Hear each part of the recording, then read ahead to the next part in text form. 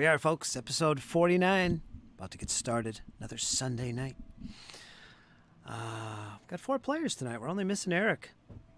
He's busy watching some football with his fam. And that's okay. Other than that, we've got Jesse, we've got Rachel, we've got Kyle, we've got Dizzy. We're all good. We're going to pick up where we left off from episode 48. In the Rowdy Rockfish in Otari, as the party contemplates their next moves. Do they go back to the gauntlight? Do they stay behind and get some rest and relaxation? Heal up a little bit? Get some spells in the mind once again? Most likely. We'll see what they do next. They still have to figure out what they're going to do with these iconic items of the Rose Guard, including the sword that was stolen by Carmen, who's disappeared. Tamira, of course, has remained behind at the Dawnflower after the companions delivered, it's kind of a harsh word to use, I think, the bodies of their fallen companions. Alara and Alessandra. So we'll see what's next.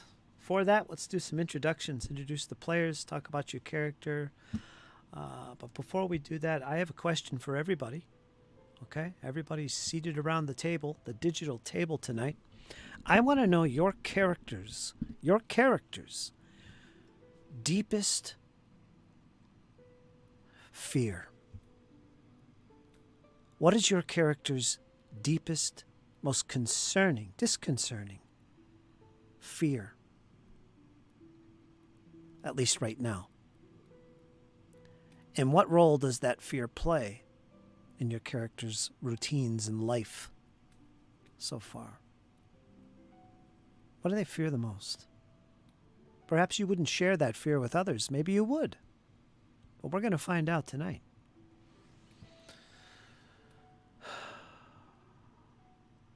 Arthurian? Kyle, go ahead and introduce yourself and let's talk fears.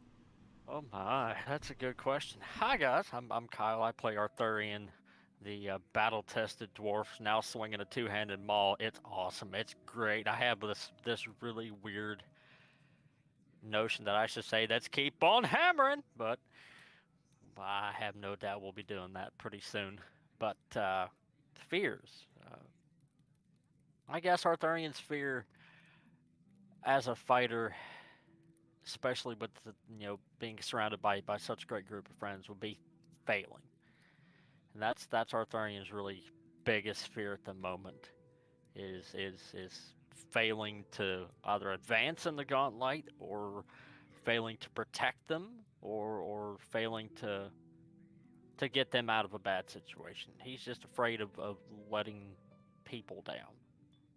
That's his biggest sort of driving point at the moment. I can't let them down.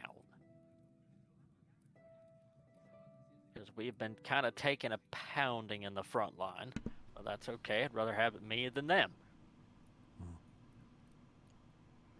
Okay. All right, thanks, Kyle.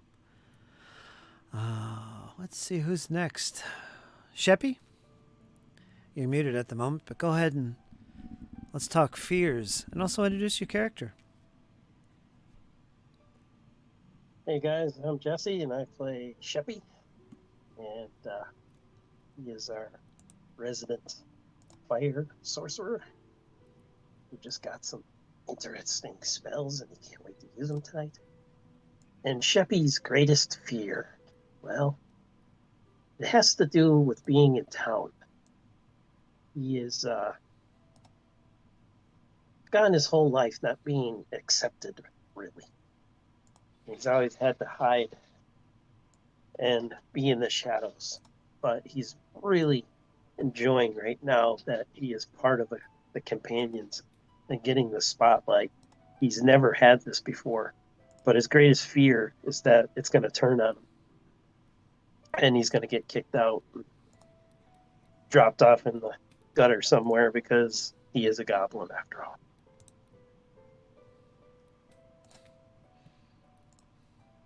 Never let that happen to you, brother. Never let that happen. I would hope so. Yeah, I think your friends are going to be watching you. I know Arthurian won't let you down. All right, good. Okay. Next, we're going to have Dizzy. Introduce yourself and let's talk a little bit about fears. Agatha's fears. Wonder what that could be. Go ahead, Dizzy. So I play Agatha, the vampire that recently joined the group. She is a witch. Finally joined the group of companions that she has been trying to find. And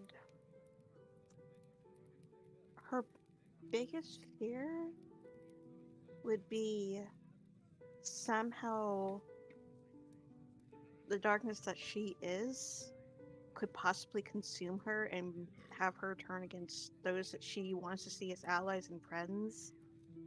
And she does not want that to take her over, but she knows that that's sometimes going to be her own battle to fight. But she has told the companions of what she is, but that still doesn't lessen her fear of possibly one day maybe turning against them, and that has her fighting every single day that she does not go that far.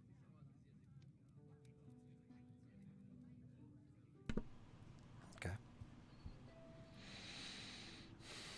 You got a lot of things you could be afraid of. Like your solitude and coming out as often as you have right now is a little bit risky in your mind. But maybe that's overshadowed by the joy of finding the companions and setting foot within the gauntlight even. It's a big deal. But we're going to find out about Rachel and her fears, well, her character's fears, not Rachel's fears. I'm sure there are none. Absolutely not. Oh no, plenty. I take that back. Go ahead, Rachel. But that's for another stream. Uh, yeah, so for Althea, her fear is something that might not be expected as a follower of Desna. She's afraid of being alone and mostly lost.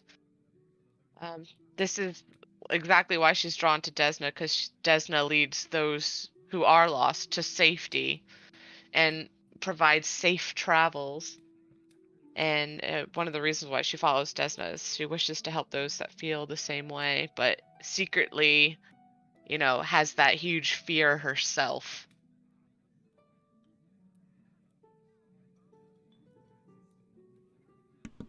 Okay.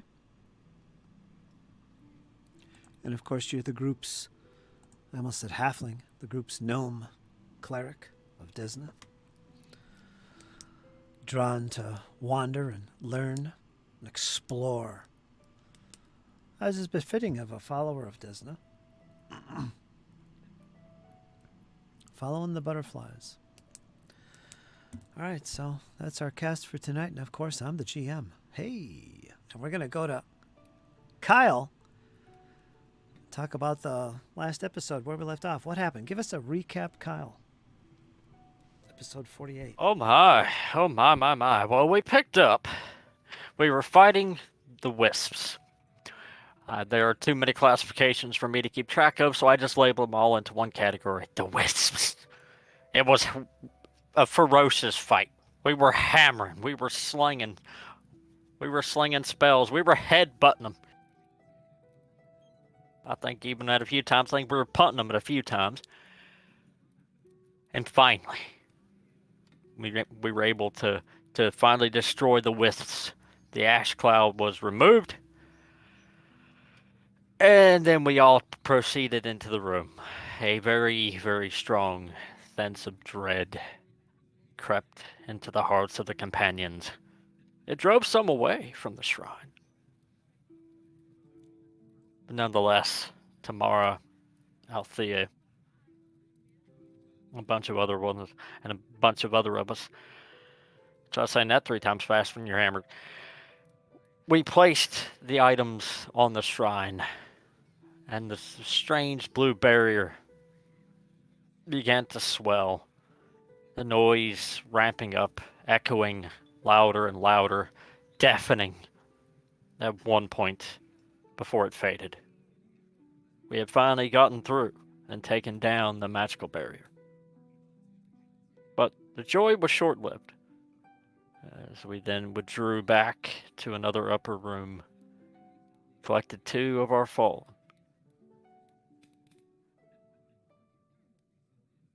We had a charge, get them home, get them out of the gauntlight, so they can be laid to rest as companions by the Dawnflower. And we learned a bit more about Agatha and her involvement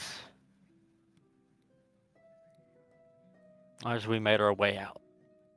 Carmen, very quickly in tow, as we had actually kept the relics. So Carmen was very quick to follow us up and out. However, Agatha remained behind. She didn't want to journey in the sunlight, apparently. There's some things going on there. Some phobias. So she remained behind in the upper level of the gauntlet, the entry level, as I call it. But she gave Althea her little pet spider familiar. Paying no mind that Arthurian had a big maw, she handed over this small little spider and said, when it's time for you guys to return, send my familiar. Leaving Agatha there at the entry level to the gauntlet, we all, Cassandra, Althea, Arthurian, Sheppy, Carmen, Tamira, who else am I missing here? No, that's it? Okay. Carrying the fallen, we made it back to Otari. Dropped them off at the Dawnflower, where Tamira remained behind. The rest of us then assembled at the Rowdy Rockfish and had some rowdy conversations of our own. Arthurian was not very pleased that we keep losing people. And a very intensive debate happened. And Althea still scares me to this day because of that. And then Agatha joined us. And that is, I believe, where we left off.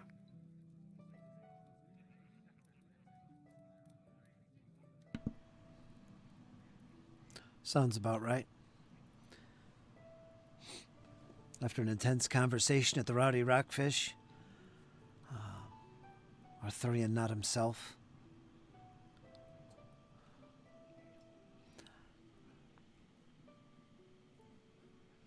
Now, before we get started here, let's double check some things. Perception, because I like to keep track of that during gameplay. Althea, what is your perception modifier? 13.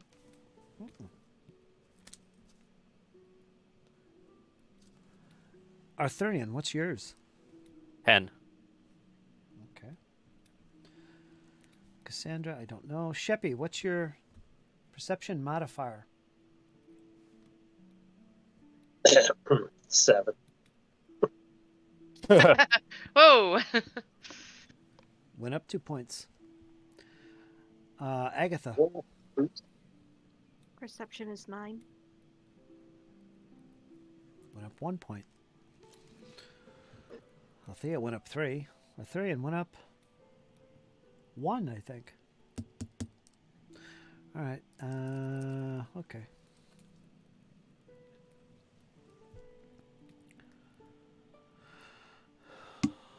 All right.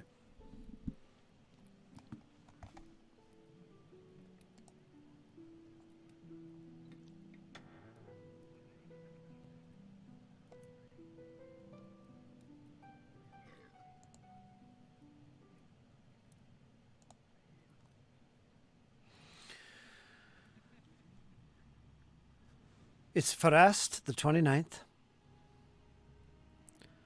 About 4 hours before midnight. The companions have gathered themselves once again after a harrowing experience in the gauntlight yet again, carrying the bodies of their fallen comrades with them, delivering them in the good hands of the Dawnflower Library, or the Dawnflower. It's also a shrine, a temple, to Seren Ray, for burial. Without thinking, the companions quickly departed in grief-stricken, and made their way, exhausted, back to the Rowdy Rockfish, gathering themselves together. There's a decent crowd in the Rockfish.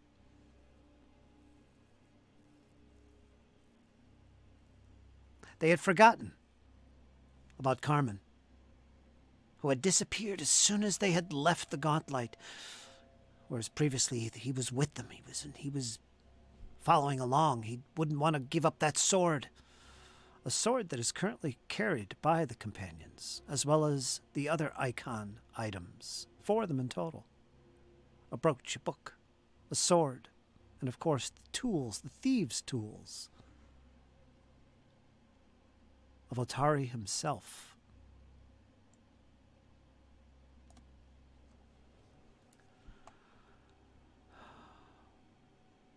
Several hours passed here at the Rowdy Rockfish, deep in conversation. Arthurian looks almost broken at having seen so many of his friends fall in battle in this gauntlet. If it wasn't for Althea, Arthurian might not have shaken himself out of it. But nonetheless, he seems more determined than perhaps ever.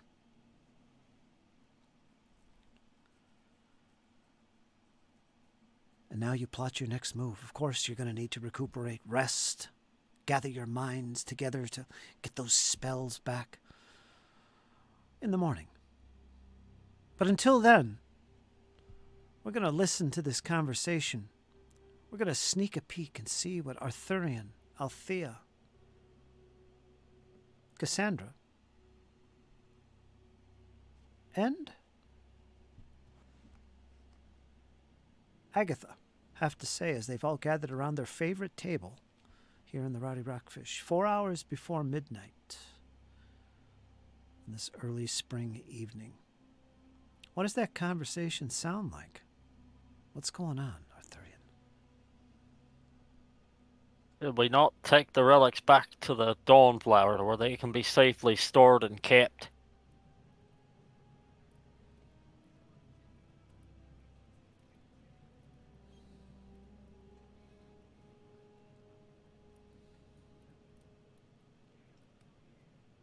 Was that a question?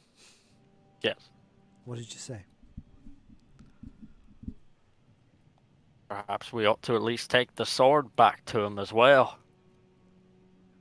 Might buy some even better fortune with the Dawnflower.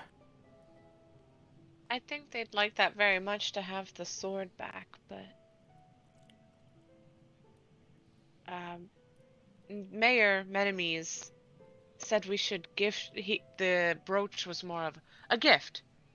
So maybe we can hold on to that one. And then we have to return the book, of course, too. Alright.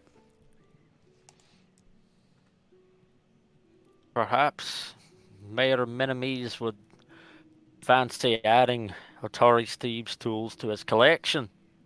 Oh, speaking of which, while we're on the topic of weapons, and Arthurian begins to go rummage around through his bag, takes out this small little hatchet, slides it over to you, Althea. Oh, what is this? That's a magical hatchet there, lassie. I seen you wield that little star knife there. Might need a bit more if you ever get into a jam. Just remember, swing the pointy bit toward the enemy and hope it sticks in the face, because if not, then you're gonna have to headbutt them somewhere to get the job done. This will definitely be different than what I'm used to normally. I'll tuck it away and make sure that I get some use out of it later. Hopefully I won't have the need to, but I'll store it, and she'll accept the hatchet. It's a +1 hatchet, but Arthurian will also pipe in. Well, if not, then it's also useful for splitting kindling for firewood. I don't think I'll be using it for that. Aye. I buy my kindling down the road. I get a good deal from a neighbor.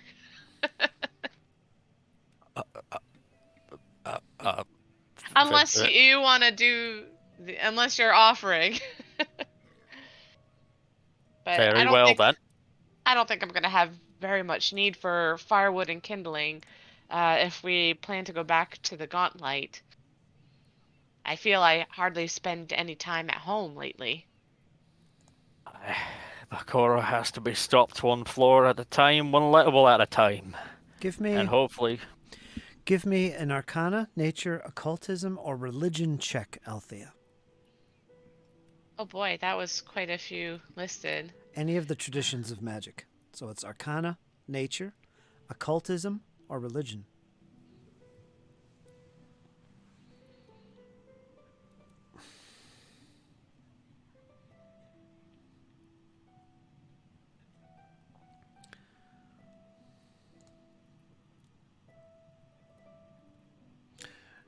All right, if you look in your inventory, you'll see that little silver hatchet as you look over it. Its silver blade, its silver edge, its well-crafted wooden handle. You'll see what it is. Okay, so you've identified that. Oh, looking at it closer, Arthurian, it really is a somewhat decent quality blade. It shines just like my symbol of Desna. Aye. It must be made of silver. Aye. A very rare thing to find. Normally silver be very brittle unless it's reinforced by magic. Yes. I will keep this safe. Thank you. You're most welcome. Then he points a finger to Sheppy. I ain't forgot about you now either.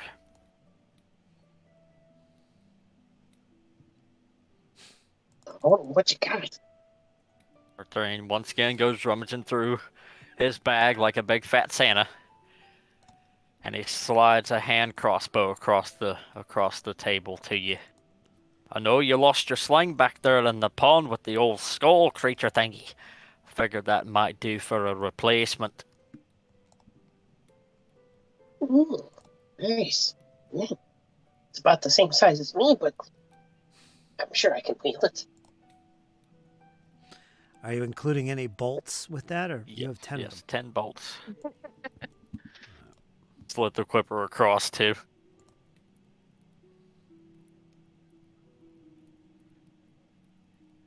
All right, Sheppy, you have a hand crossbow in good shape, as well as 10 bolts. That's in your equipment sheet. While Arthurian is reaching into his Santa bag for Sheppy, Althea, I can't recall if we've already done this because it's still in my inventory. But she's going to pull Agatha aside and just, gently and not alarmingly so.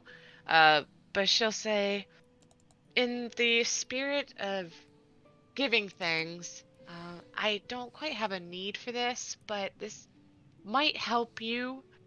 And she's going to discreetly give her the channel protection amulet.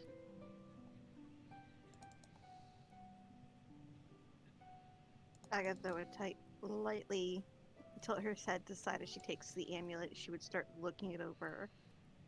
I'm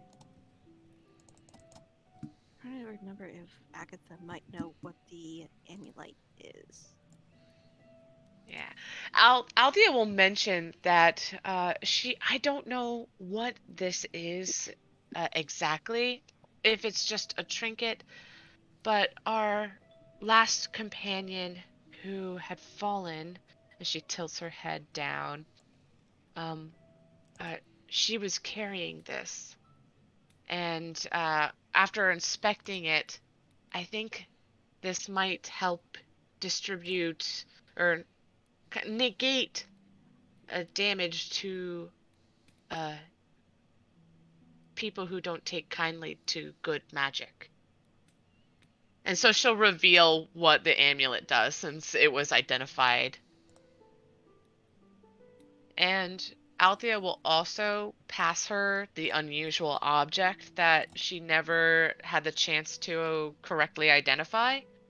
And she'll say she was also carrying this. I'm not quite sure what it is, but I think if anybody would have it, she'd want it to go to somebody who also shared a similar, I suppose, lineage. Is that the unusual object there Yeah. in your backpack? Yeah, I think the only thing I don't have identified other than that one is the strange wine, which she's holding on to until Belcora or whatever's happening here is defeated. All right, Althea and Agatha, go ahead and make Arcana, Nature, Occultism, or Religion check. Your choice. I'm guessing blind. Doesn't matter.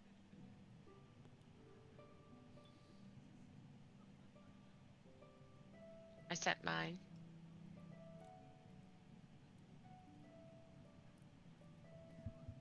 Go ahead, Agatha.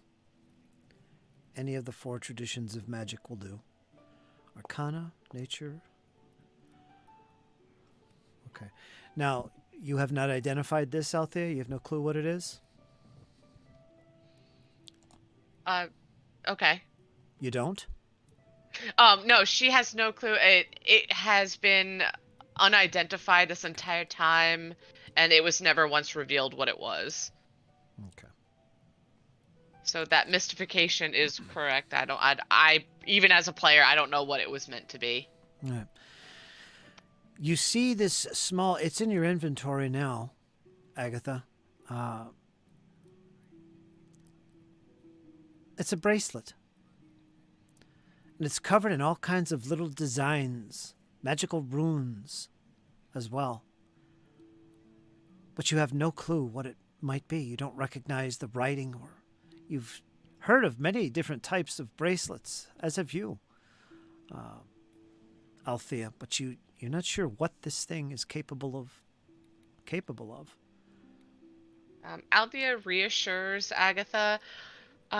I can tell by your blank expression or furrowed brow, whichever, that you're not quite sure what this is. Anytime we come across items that we're not sure of what to do with or what powers they may hold, because writing like this or whatnot, whatever you're looking at, we usually go to Rin Savixi. She might be able to tell you what this is, if it's a commonplace bracelet or what, but I can't imagine that any of us would be carrying around such a simplistic object. Something's got to be important about this. Right. So while this is going on, Sheppy, what are you doing?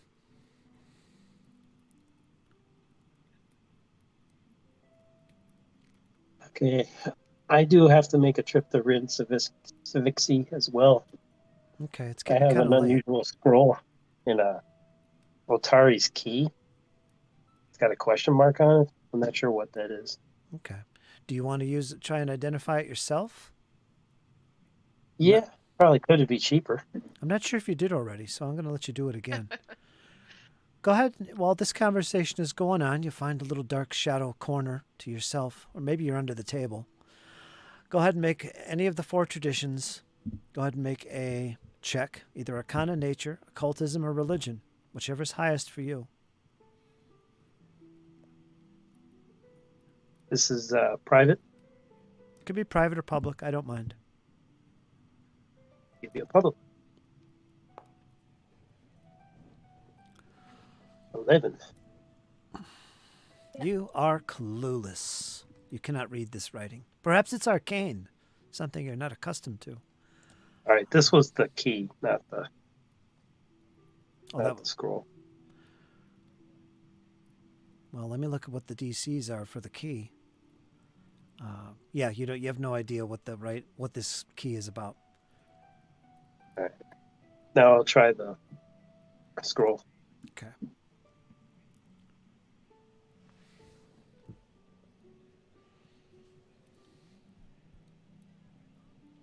I think it's 10 minutes per check, isn't it? I think so. 21. Where did Shippy go? I smell him, but I don't see him. Arthurian just points down, signaling that he's under the table.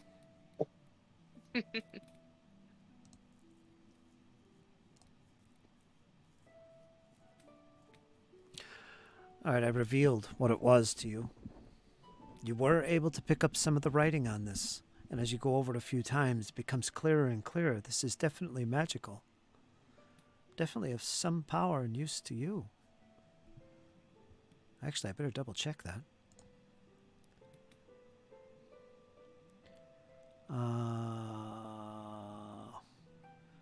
You're primal, right? Yes. Yeah, this is not a primal thing here, so I don't think you can cast this. It's arcane and occult. So, although you can identify a little bit of it, you recognize that you cannot cast this. It just uses different lingo than you're capable of or knowledgeable of. For sure, if you attempted it would crumble and fall to dust. So there is that, all right? Yep. Sheppy will give it back to Althea and say, "Yeah, couldn't read it anyway. Oh well." All right. I don't think she's capable of using it either. Do you want it, Althea? You can hold on to it. She'll hold on to it. Okay, it's over in your consumables. Paralyze. It says occult and arcane spell lists, so if you don't have access to those. Agatha would have been watching curiously as they passed back and forth. Ah. Go ahead and make a Arcana check as your eyes catch the words and look over the shoulder of Sheppy as he looks at this. Go ahead and make an Arcana roll.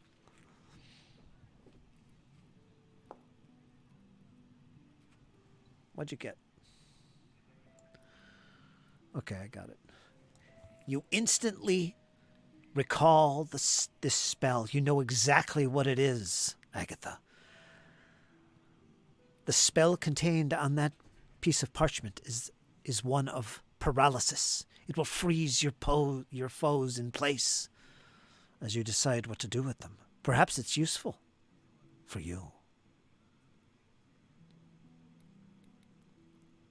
Agatha would lightly tap Althea on the shoulder and be like, "I know what that spell is. And it's a really good spell. Can you use it?" I don't think she can. She's Yeah, I was divine. gonna say Althea's. She wasn't quite paying attention. She's like, I heard Sheppy going off about something with this. I was just going to hold it in my bag. I don't think I can use it.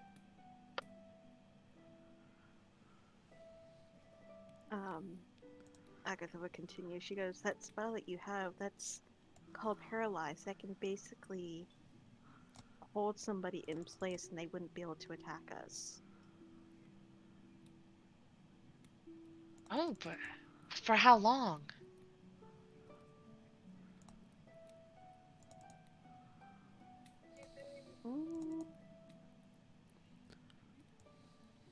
Who has the spell?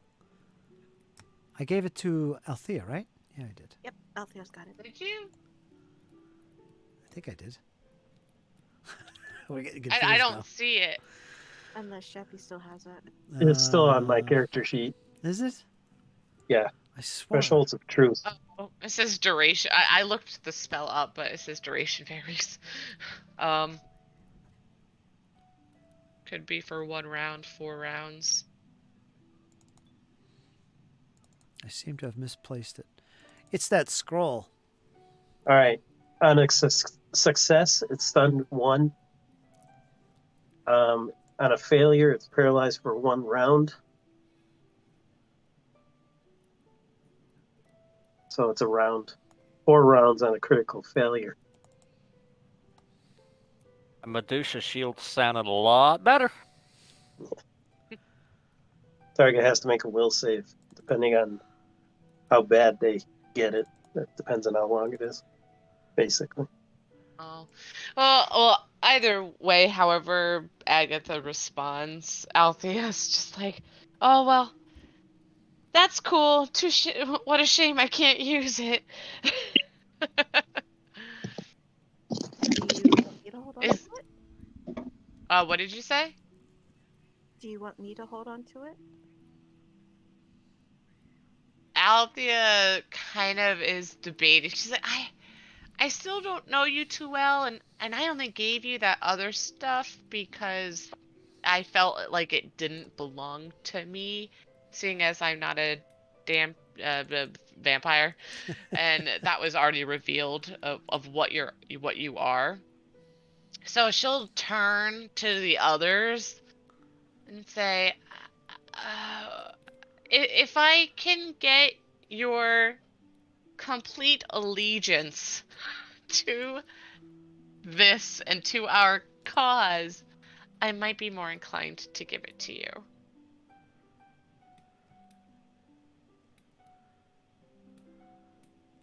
Agatha's companion would creep out from underneath her hair and just stare at Althea, while Agatha nods and she goes, "What do I need to do to prove my allegiance, as you called?" I just need your word.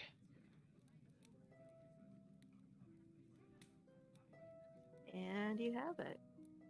Okay. Well, if you were lying in any way, then I would try to roll deception.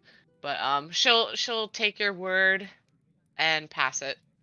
Because I don't think we've gone over that yet. Just like, you're one of us. Agatha would take it and be very careful with that. She puts it in her bag that she has. Okay.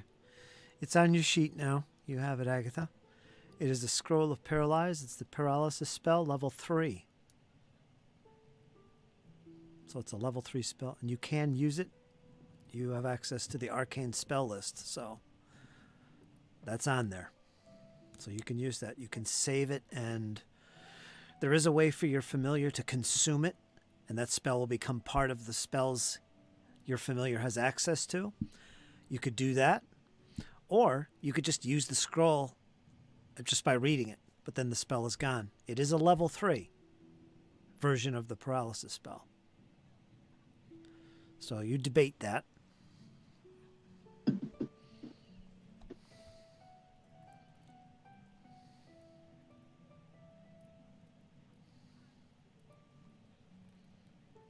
You'd see her little companion immediately go delving into her bag and just disappear.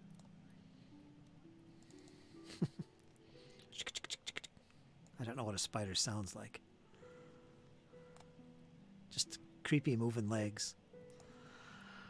All right, I guess that's everything. So, Sheppy, you don't have any reason to go to Rin Savixi now. Nope. All good. You're all good. Got a hatchet +1, so yeah, we took care of that. Okay. Now, while you're going through all this stuff, whoever has the actual icons, or if they're divided amongst the 4 of you, you have to think about what's next to do with them. Perhaps in the morning would be best to return them, if you do return them. Now, just to clarify, the brooch was given to the companions, specifically Althea. It was a gift bestowed by the mayor himself. The sword, and Althea, you'd know this, even though we didn't really role play it too much, but Vandy was very heartbroken over the loss of this sword. It's very important to her and the temple of Seren Ray.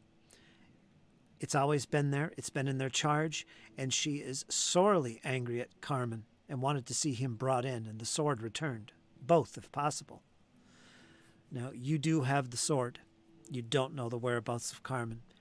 He came along thinking he was going to have the sword, but after experiencing the horrors of the gauntlight, decided, you know what? I don't need this. I don't need this. And he just disappeared when you made your way out. You're not sure what he's going to do. He could have head back to the little cave where he was hiding. He might actually leave. He kind of talked about that. I'm not going to leave the region. I'm getting out of here. Cooper. Sorry. So you have no clue what's going on with him. There is a bounty on his head of 50 gold pieces. You learn this from the guards. We didn't really go into that part, but you learned this.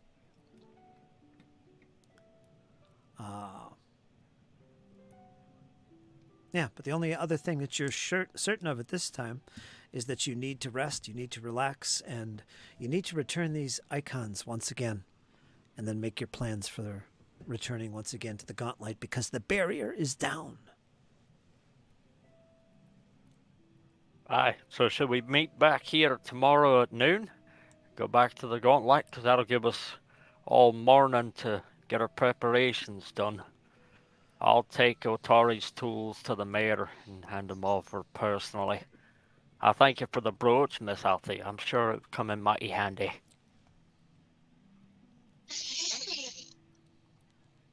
You're very welcome. Sheppy says, tell the cock should get rid of my hangover. Where's my ale? And he I've already slams drank it his all for you, lad. Barmaid, more ale for my friends. Oh, yes, 1 second.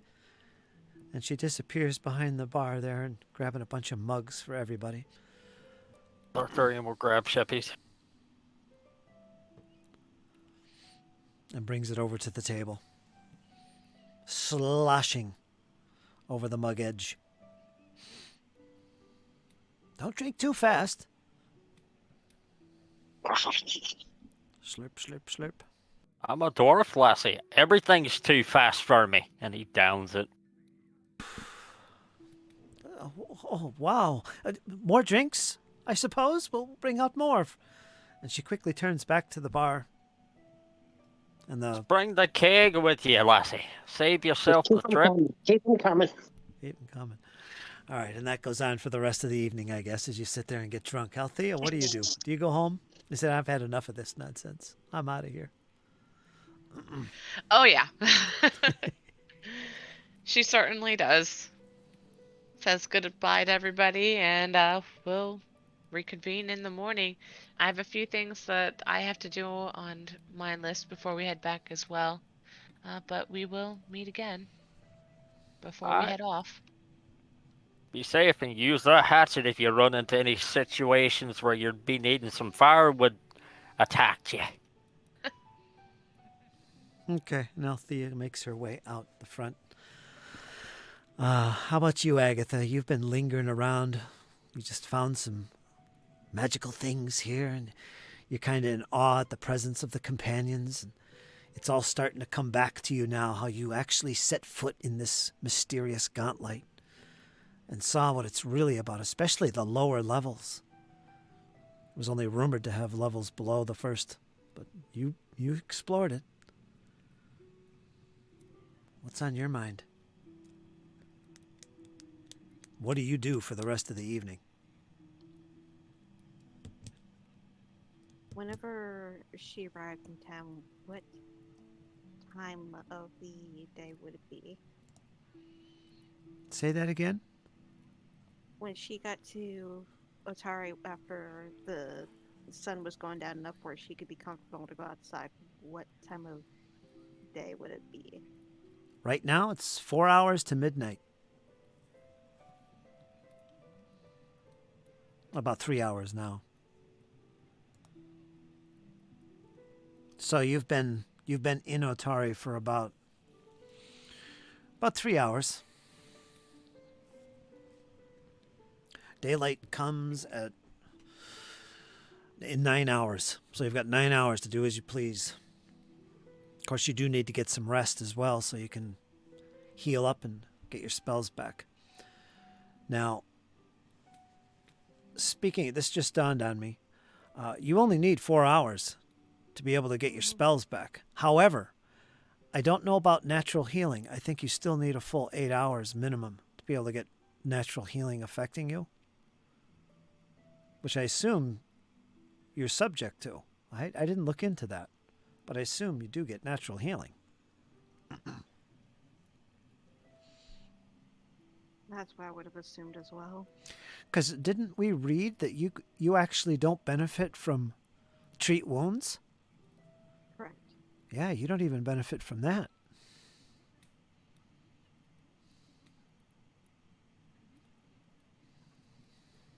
Boy, it got dark in the Rowdy Rockfish. Somebody turn up the candles. It's getting dark in there. So there is that. So what are you doing, Agatha?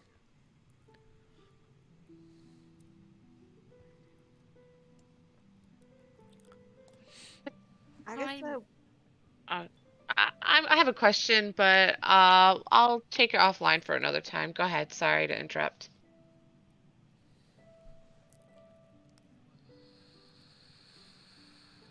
So you're going to linger around the rockfish for a bit, maybe get something to eat? yeah. All right, describe that meal for us.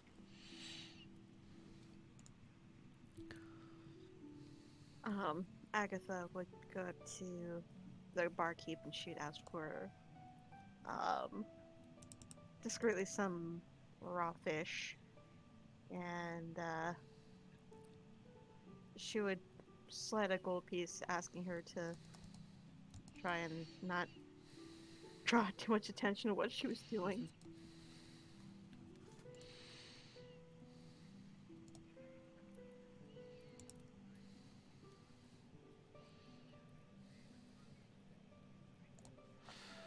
No problem. You get whatever you ordered. And you probably find a little shadowy spot apart from the others. I don't know. Are you sitting with them? I think you might prefer to sit close by, but kind of in the shadows. There's plenty in the rockfish for tonight for some reason. So you shouldn't have any problem doing that. And you begin enjoying this very rare piece of meat. Takes a while to cook, but yeah, it comes out the way well, it wasn't cooked. It's actually raw. Here you go, my lady. I recognize you. You're that Agatha. You live on the outskirts of town. You're welcome here. And you see this big, fresh piece of meat on a plate with some herbs spread around the side in case you're so inclined, and a big mug of ale as well. And while you begin to hook into that, what's going on with you, Arthurian? You've made plans to get some rest. You're staying at another Rockfish. You're not at the Rockfish. You're at that other place on the bridge. The Crook's Nook. The Crook's Nook. So if you'd like to go there and say your goodbyes, you can do that. Yeah, Arthurian will stay for one more round of drinks, and then he'll stand up. Well, what's to do tomorrow? Gotta go see the armor smith. Gotta go see Otari, and then gotta go try out this new warhammer. Oh, it's gonna be fun, Sheppy. Arthurian will formally bow and then make his way out back to the Crook's Nook.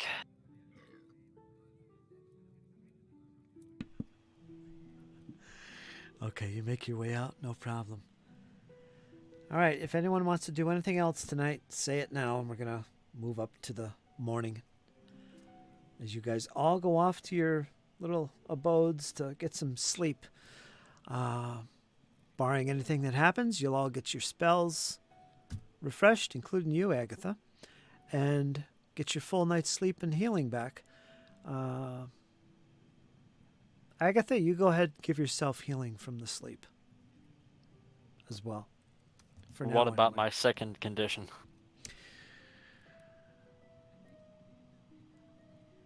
Let me see what it was that you're suffering from. That's the drain, right? Yeah, the drained one.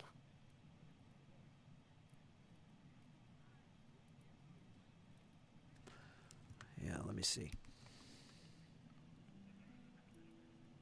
All right, so your drain is gone. Right.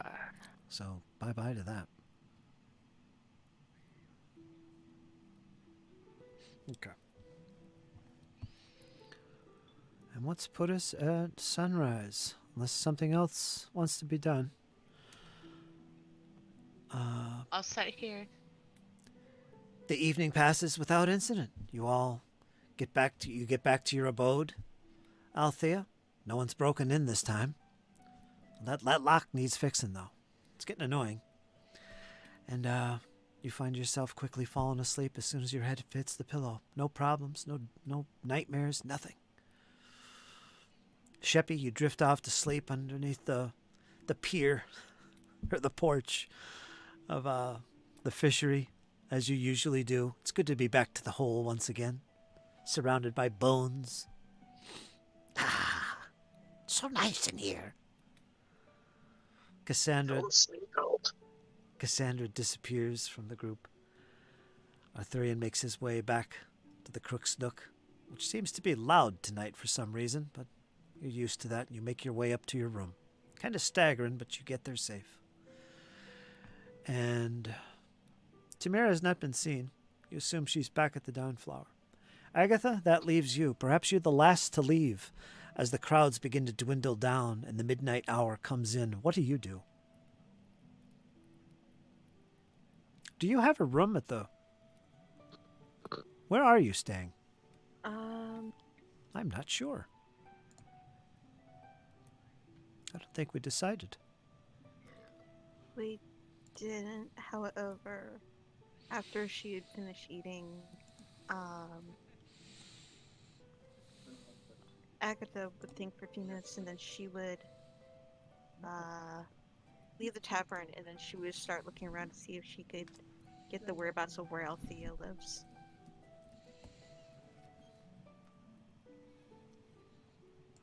Ah, she's gonna drain me in my sleep.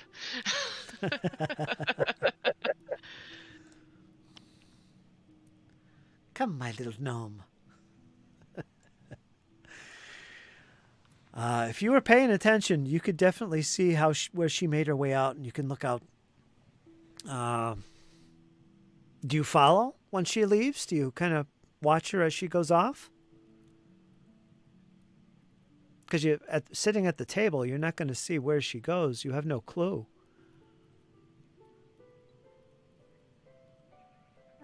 She would finish eating and then she would she would follow Thea like from a distance away, just not the same, like being creepy, but just a comfortable distance.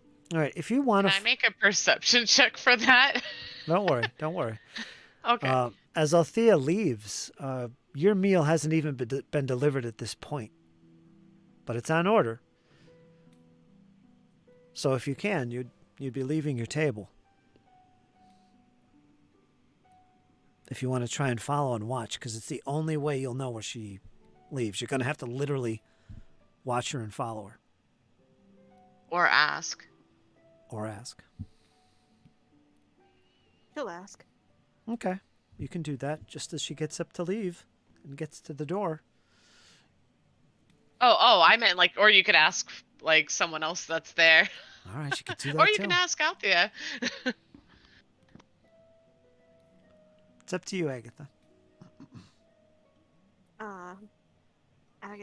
Agatha would stop Althea and she'd be like,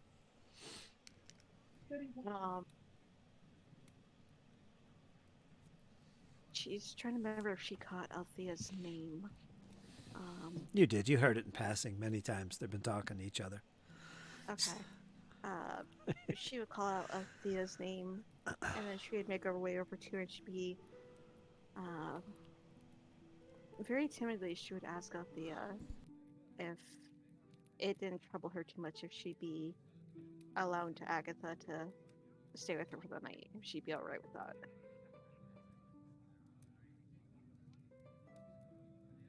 I'm still concerned about you, but you did give me your word. I will leave my door unlocked, because you look like you might be in the middle of something. I'm going to head to sleep, but I live on Menemes Street, just around the corner here. If you're familiar with Otari at all.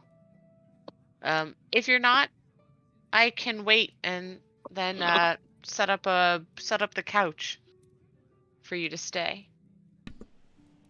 She So would She leaves her Go ahead. address. It's 20 Menemes Street.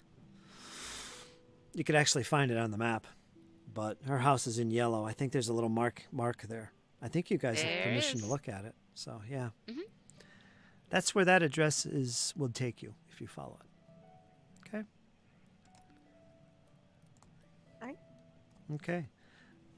I assume you go back to your table and have your meal. Mhm. An hour plus goes by. The other heroes say their goodbyes, agree to meet in the morning. And then finally, it's nearing midnight, and here you are. The meal is done. What do you do? She stands up. She makes sure her companion is tucked away in her hair. Bids farewell to the barkeep, and then she starts making her way out towards Althea's.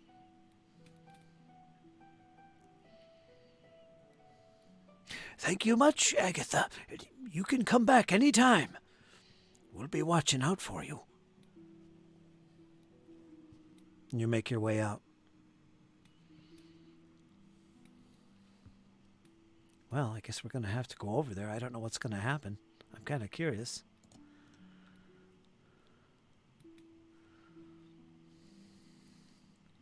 Let's all go over to Althea's abode.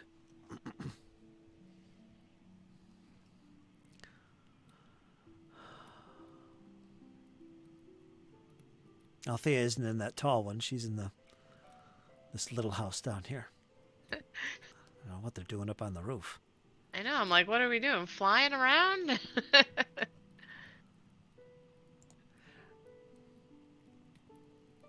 Can the rest of you see the map without me putting the tokens on? Yes, sir. Yep. Okay. All right, so it's late in the evening for sure. Althea's asleep. She as soon as she got in there and put Binley away, she locked her door, I assume, and she just went. I don't know. Did you? Oh, she said she'd leave it unlocked. Okay. Let me roll Like, it down. the key is underneath the gnome-shaped statue. It looks just like my cousin Billy.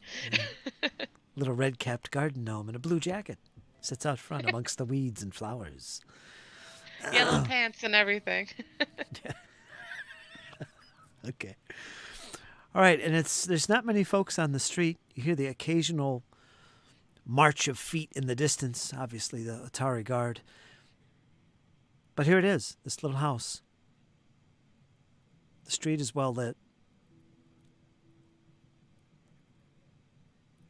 What do you do, Agatha?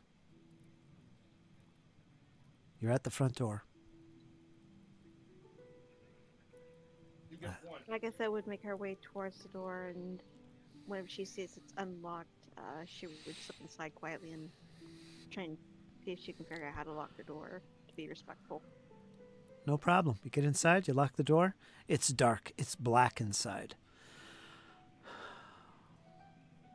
Oh, you know what? I think Althea would have been kind enough to leave a light on, so she would have transferred her light cantrip onto like a small object like a coin or even the wax candle itself to like illuminate a corner, so she could easily, like, if she needed to hide the light, she could just put something over it, you know? But so she'll cast that spell onto something just before she goes to bed. Okay. It's like leaving, oh, I'll leave a light on kind of thing. Maybe on the table or something. Yeah, just something small so because you can't undo the light without, recasting the spell somewhere else. So if Althea's not awake, she kind of can't get rid of the light. So she would have done like a small wax candle and transferred her spell onto that. Okay. So you step into this dark room, but then your eyes realize there's actually light in here. A very dim light, faint light comes from a central table, maybe 15 feet away. And as you step into the room and get closer toward that light, you hear heavy breathing. To the right, you see a little doorway. There's no door, but there you see, facing the side of the house, you see a little bed, and you see Althea's little head laying on this oversized, fluffy pillow. But you can just make out her hair, and the blanket is over, and it's just a head sitting on a pillow. And suddenly you hear jostling at the table, the source of the light. You quickly look over, and there you see it. You see, looking up out of this little box, this little bed, you see this little mouse. You recognize that as, what was their name? Oh, yes, it was Binley. Binley.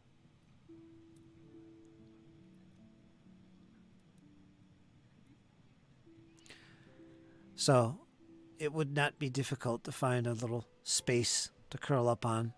I imagine there's a little fluffy couch somewhere in here. There is a set of steps that goes upstairs, but you have no idea where that goes or what that's about. But yeah.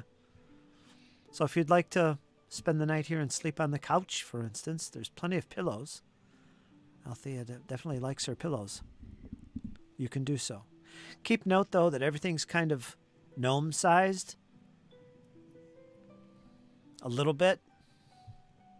Yeah, I think the furniture we said was normal, but probably all the decorative pieces Yeah, so I guess there's a would be mix more there. her. Yeah. Regardless, there's a place where you can lay down and sleep. Do you want to do that? Or is there any... Agatha's gonna make her way over to the couch, pat it down, and then she's gonna reach under her hair, pull out her little companion, and look around to see if she can find a corner for a Spidey to make a bed for the night. Okay. All right, no problem. Is that your intention? I'm curious what you're getting at here, but you're just going to go to sleep. Right? Mm-hmm. Okay. No problem. Spidey can dance off into the shadows, the corner of maybe the upper ceiling. Because Althea keeps it pretty clean in here. Even when she's not away, it seems to be clean. Oh, absolutely. And as you lay down, seeing Spidey disappear into the shadows, do you have dark vision?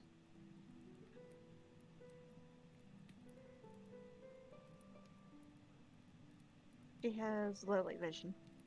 Okay, so this dimly lit room is actually really bright for you. Same for Althea. You got to really put a damper on that spell. Can't sleep. Put a pot over it. Okay, we won't make any rolls for being silent and see if Althea wakes up. I think we know what we're doing here. You're just basically going to lay down and go to sleep here. Okay, with that, the night passes. Now, I need to know one thing from you, Agatha. You can do this 4 hours. You're good to go. You're going to need 8 hours to get any kind of healing back, however. Now, in about 6 hours, the sun is coming up. You're not going to be able to get your 8 hours and get any healing. What are you going to do as the sun rises?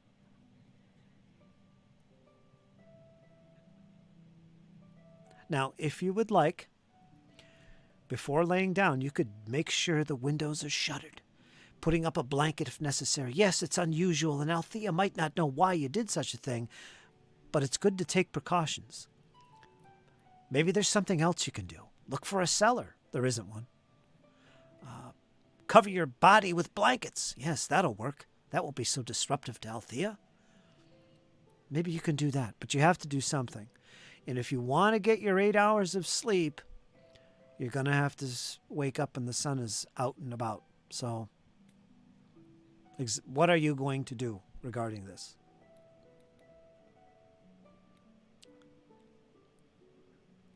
Agatha is gonna get herself completely covered from head to toe, Okay. making sure there's no ounce of skin showing. And then once that's all done, she's gonna lay down. You going to stay there all night? Gonna stay there all night. 8 hours? Mhm. All right. So you'll get your healing back. Just click that button and see what it does on your character sheet.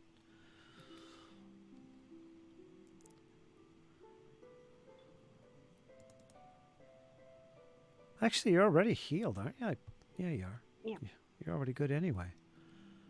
I already did it for you. Okay. All right. The next day arrives, and without incident. So everybody gets your healing back. You get your spells, so make sure that's all ready. It's about, let's see. Let's put it at dawn. And there we go. Let's put it up.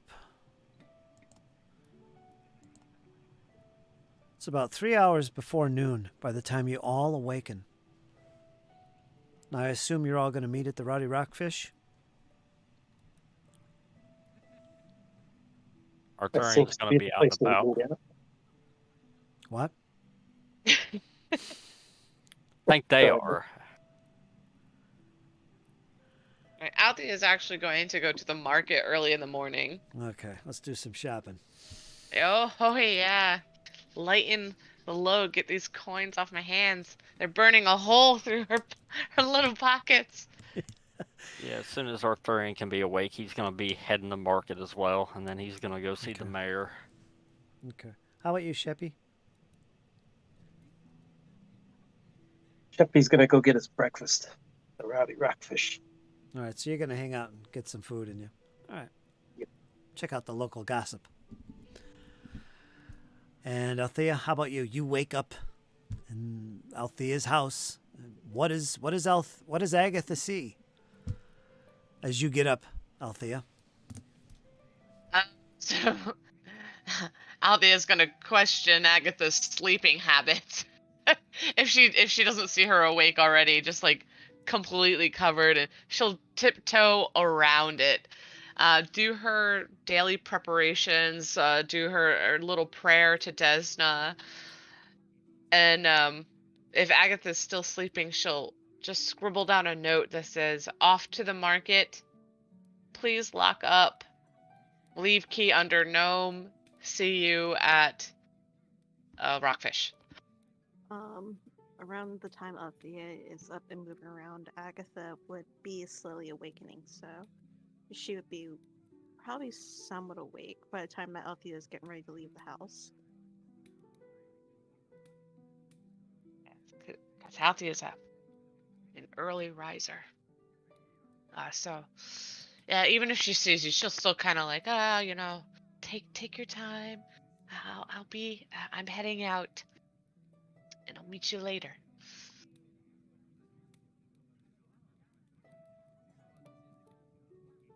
Agatha would she would wave and she'd go, I'll meet you there once I'm done with what I'm planning to do then. Okay, you can keep all the pillows just pile them onto the couch. I'll clean up when I return eventually.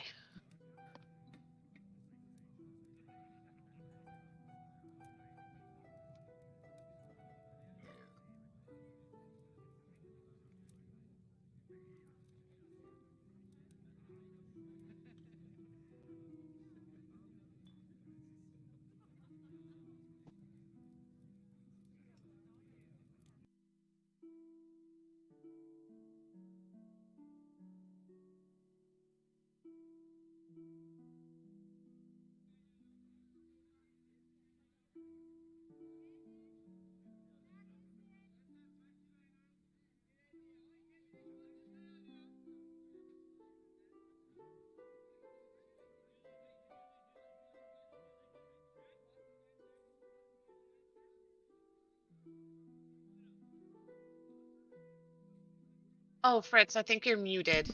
I was wondering why it was so quiet, and then I looked at your video, and I'm like, oh no. It's a good thing His lips are moving. It's a good thing I got that video up. Yeah, it really is. I could be sitting here for 10 minutes and everybody drift off.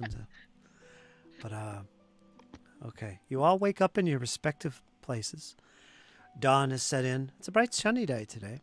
Of course, Agatha, you would not care for this. You remain behind. The shutters remain closed. The sun not let in. Correct, Althea? Correct. Okay. And you go on your way to the market where you meet Arthurian. Hey, what's going on? I didn't know you were coming by. Hi, Miss Althea. You doing some shopping yourself there, lassie? Says Arthurian, sporting a brand new set of armor.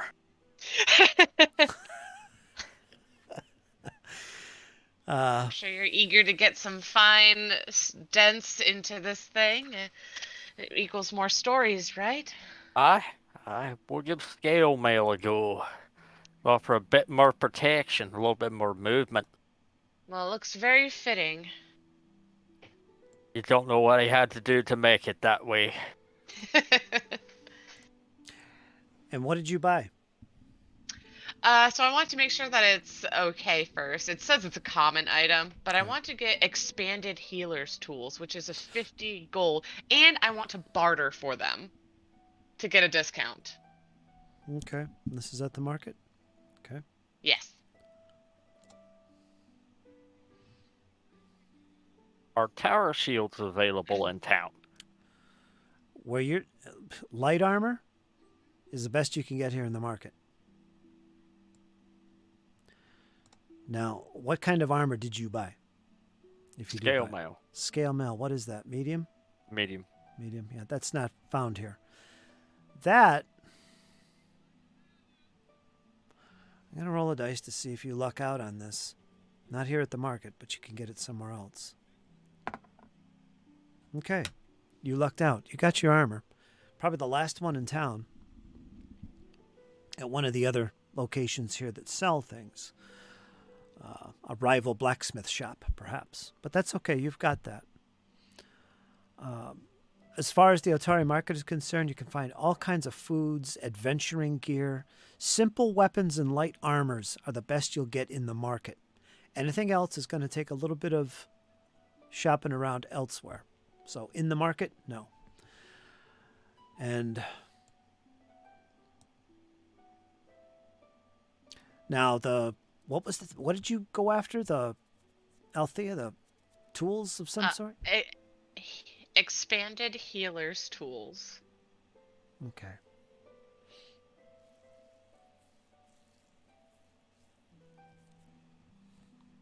Those you can get.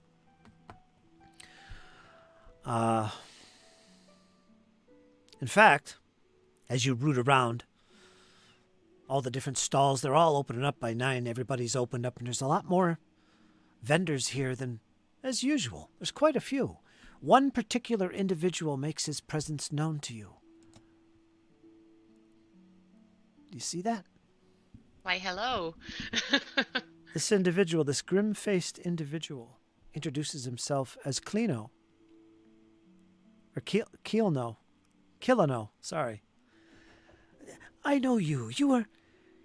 You are that gnome. You live on the other side of town, I believe. I know you. Althea, I believe. A cleric down at the Dawnflower. I feel honored somebody knows my name. Right. But I'm sorry that I can't say Right. I know you too well. All right, and as you try to refresh your memory, go ahead and make a society check.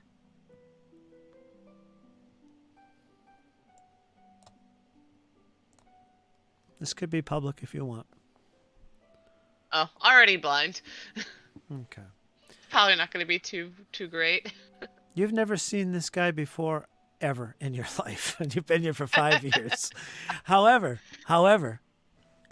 he does come from the most prominent pavilion tent here.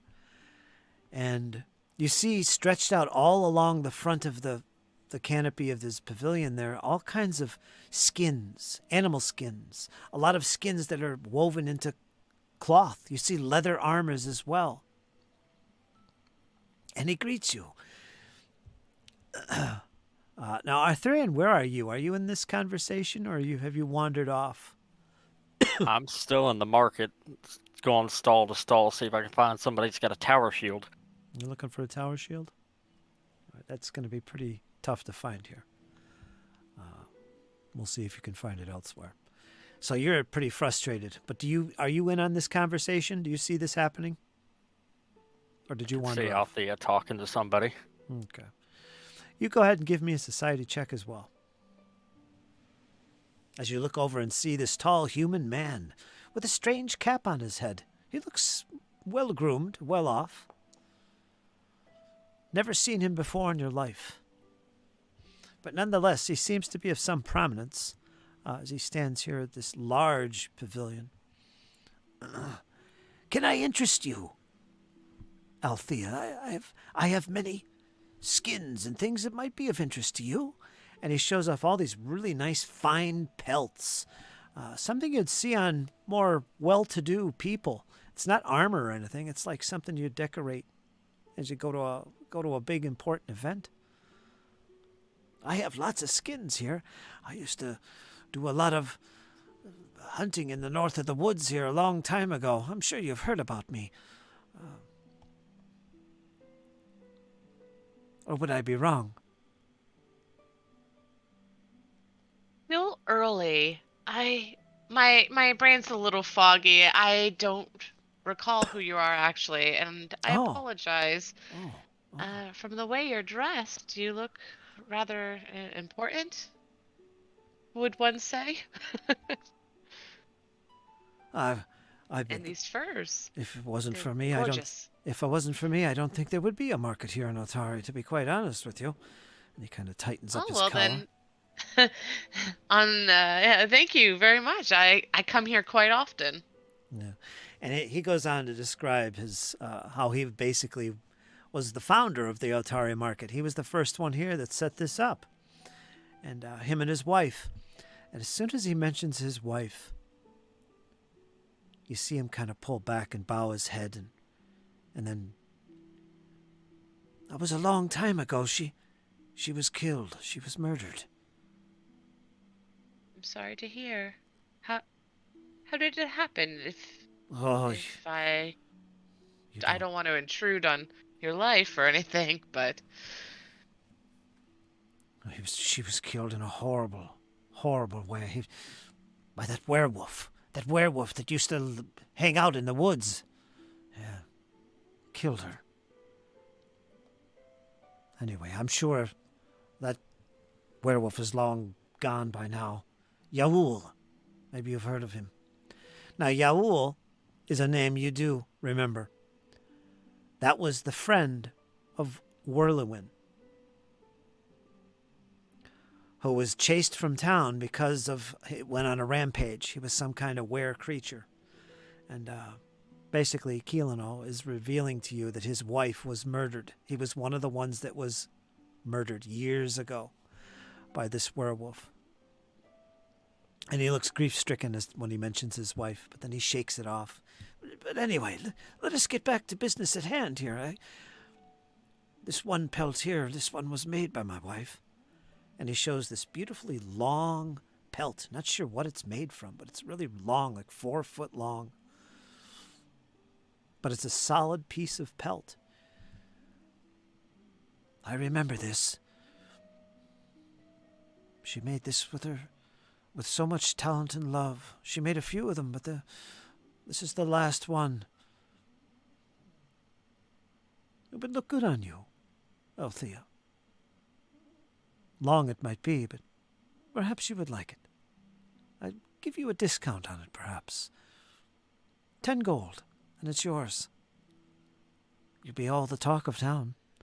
Now, to describe this pelt, it's kind of a brownish white fur, and it's very soft as you touch it.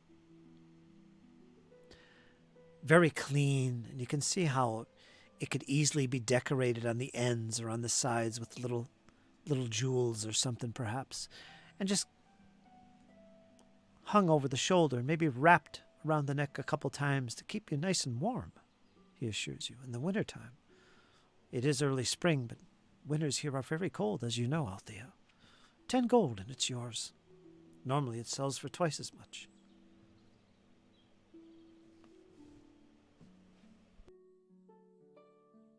I'm sorry, but I have to decline. That is a very tragic story of your wife, and under normal circumstances, I would love to own a pelt such as this, but I've come here for a greater purpose, and I see. I mustn't flaunder these coins. No, you mustn't. You keep your coins. It's all right. Perhaps I should put this pelt away anyway. I shouldn't be trying to sell it. It's the last one. Yes. I don't know. I could offer 5 gold, but that would be leaving me with very little. And I would hate to purchase something as fine as this for so little. So maybe it is wise if you hold on to it. And when I have the 10 gold, I'll return if you still want to depart with it. We shall see. But it will be here, if you come back. Can I interject here? Who are you? Top of the morning to you there, old timer. I'm Otari, and how you doing? And the lassie will take the cloak. Oh, you're paying, I see. Alright? Okay. And, okay, he takes your coin gladly. 10 gold pieces. You can deduct that if you want. And Althea, you got yourself a pelt. Talk of the Althea town. has to wonder how much was this guy swindling her. She was trying to talk him down so she wouldn't buy it, just in case he didn't have, an authentic mindset. But okay, yeah, a pelt. I was hoping there, old feller, maybe you might be able to spare a few moments for some information. I'm sure. What would you be requiring? This attack on your wife and by y'all and all that nasty business that. What was y'all's ultimate fate, or do you know of it? He was forced off the cliffs, from what I recall, and good riddance to him. He was never seen again, nor heard of again. Although I must say there's a little bit of concern as of late. I've been hearing a lot about wolves and the wolves. Maybe you've heard of it. Out towards the gauntlight. I've been there many a time. Not sure what that's about, but the town guard assures us that they're keeping watch. And the huntsmen have left the area, so they're not going there currently. I wouldn't go there myself. I used to go there all the time, but not anymore. But yeah, I'm pretty sure he's long gone. And good riddance then. Well, Miss Althea, I'm off to see the mayor. Old feller, it's good doing business with you. And Arthurian will formally bow to both of them and head for the mayor's office. I appreciate your kind gesture, Arthurian. She yells that out. Don't forget the splitting hatchet. We'll talk about that later. Aye, see you soon, lassie. You're most welcome. Arthurian's just trotting away in his new armor. In your new armor for sure. Clink, clink, clink. I'm hearing nighttime sounds. What's that about? Let me change that. It's so early that the crickets haven't gone to sleep yet, or quieted down. But yeah, I guess Althea will accept the paid-for pelt. Okay, and if you look in your inventory, you'll see I put it in there. It's called pelt. Oh, okay. It looks like a rope. I have to change the graphic, but close enough. It's a white long thing. All right, so there is that. Okay. Arthurian, you were going off to the mayor, did you say? Yes, sir. Okay, and Althea, what were you doing at this stage? I was trying to find somebody to purchase that expanded healer's tools, and I Okay. wanted to barter for them. Okay, we'll get to the bartering in a moment. Okay. Sheppy, you just finished this wonderful little meal of bones and raw fish. It was so good and tasty. It's been a long time since you've had the coin to pay for such things. But you enjoy a good meal and a morning ale as well. Agatha, the sun is out. You can see it trying to make its way through the windows. You've seen Althea off. You're currently seated at the couch with Spidey. What do you do?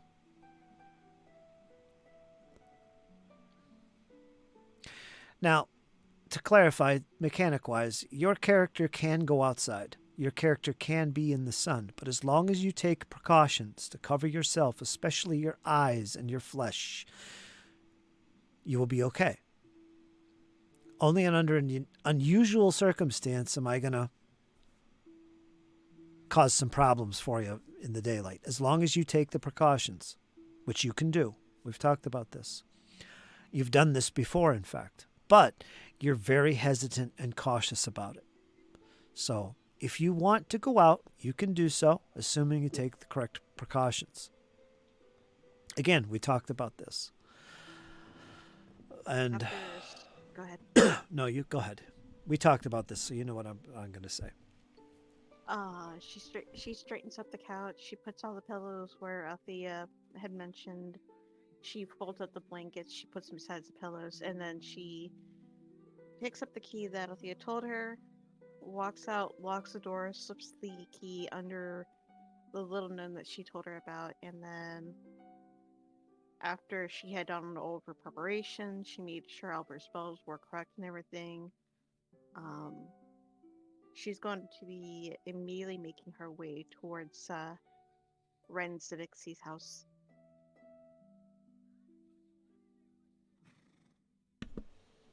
All right, so your intention is to go to Rin Savixie's for what purpose? She's going to see Ren about the unusual object that she has and see if maybe she might have some kind of guidance or input of what it could possibly be. Okay, I'll move your token up there as a reminder. All right, so briefly, it's not noon yet.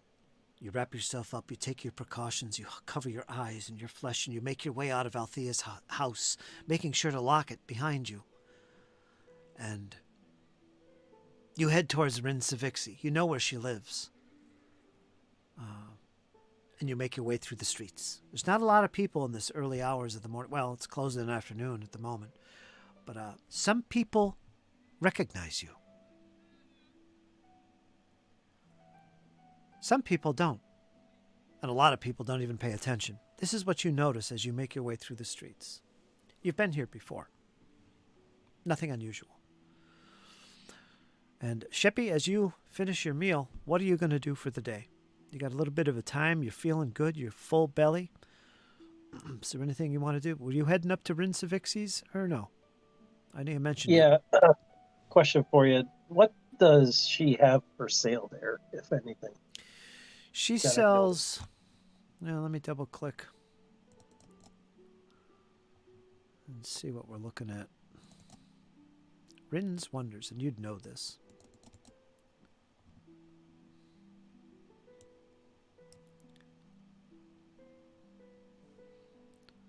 All right, I can't open it there. Let me look for it.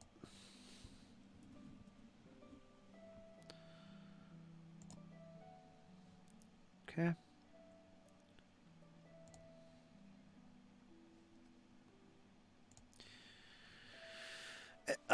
You can find all kinds of little things, like you can get some adventuring gear.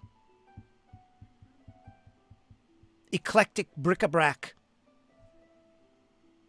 Sometimes magical items. non-ammunition and consumable items. So consumable items that aren't ammunition. Those kind of magic Like- items. Potions. Like what? Potions. That's a consumable. So, yeah, she wouldn't have those. Held items, staves, wands, worn items. She has. She also does the fortune telling. That's her main service. And just offers some spell casting as well. Well, I'll tell you what I'm looking for. I'm looking for any kind of robes that might be an upgrade to what I have. Robes, did you say? Yeah, like maybe some enchanted robes or something. Well, you can find robes anywhere, probably even the market, if it's just robes. Well, I'm looking for something that gives me a better armor class, if there's anything for sale. You mean a magical item? That's how you Yeah. would get a bonus. You could try. If there's anywhere. Yeah, I'd have to look and see. You'd be looking for a a robe or any kind of clothing. You could just get some leather armor. I can't wear armor.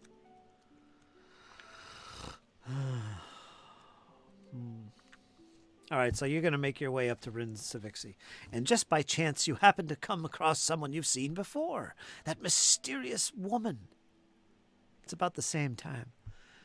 And just as she's about to knock on the door, you could make your entrance. What do? Do you watch from the distance or do you approach?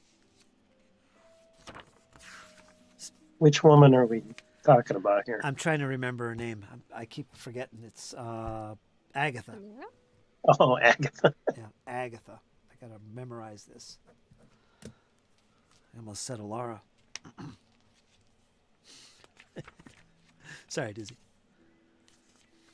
She'll approach.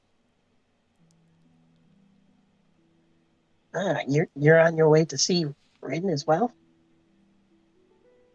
Agatha would nod. She goes, I need to see Ren concerning the object that Althea gave to me. Well, I'll give you some advice. Drink your tea, and then she'll help you. She might want to reach your stars, so just let her do it. That's funny. Agatha would smile down at Sheppy. She goes, I know her ways all too well, so I know what's coming. Alright, let's go in. Before you even knock on the door, it begins to move in and give way to this once again candlelit room. As you step inside, the door silently closes. She seems to be seated at the table in some kind of trance.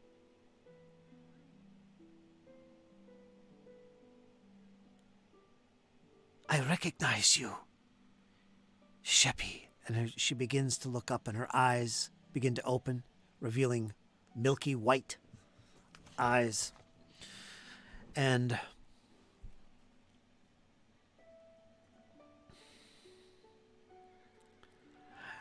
Agatha, you know Rin Savixi. In the years that you have lived close by and visited Otari, you have met Rin Savixi a few times. Don't know her personally, don't know the ins and outs, haven't had any long conversations, but you have made some small talk in the past. Not here in her alcove. This is really the first time you've been in her little alcove, her home, where she does business. And you as well, Agatha. What brings you here, Agatha? You are far from your home. Are you on business, perhaps?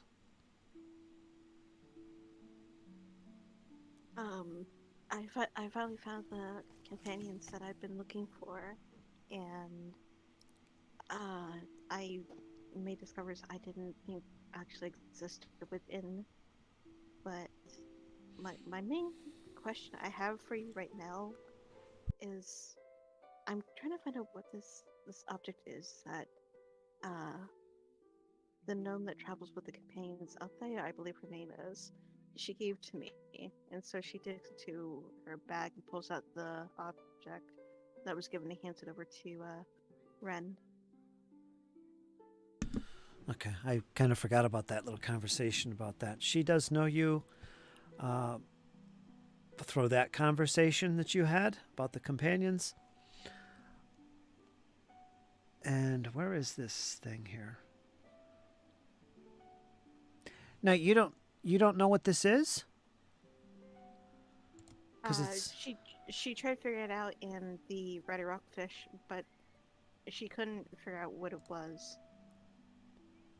this is the channel protection amulet, right? No, she's talking about the one Oh, object. the bracelet. Mm-hmm. Ah, the bracelet. Why, yes, let me look at it and see what this is. Where did you get it? Althea gave it to me. Sheppy recognizes it. He knows what it is. You do. She has no trouble identifying this immediately upon seeing it. This is a bracelet of dashing. Will increase your speed. Perhaps you should be wearing this. It'd be of great use to you. All right, and I'm going to reveal that on your sheet. So that's what it is. It is a bracelet of dashing. Yeah, Now- Althea gave it to her thinking it belonged to Alara. Yeah.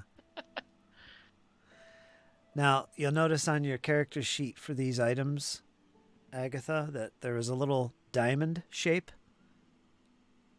That's how you invest in it. And investing depends on what the item is. Usually, like if it's a magic bracelet, investing means putting it on your wrist. Or if it's a hat, investing means putting it on your head.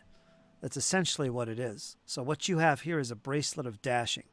If you put that on, that's how you invest it. And what you'll do is you'll click that button that's shaped like a diamond. So if you want to try it out, that's how you do it. You have to invest it first.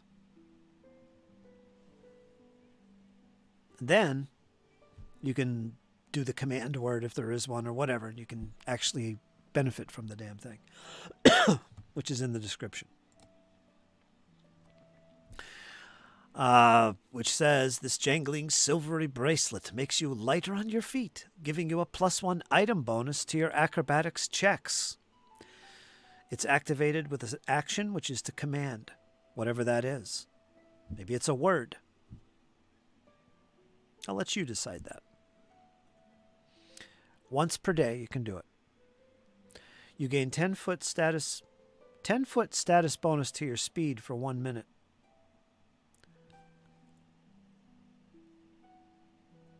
Also, you get the +1 item bonus to acrobatics checks.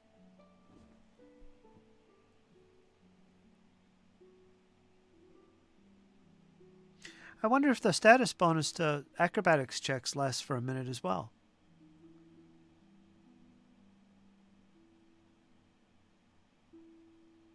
I don't know.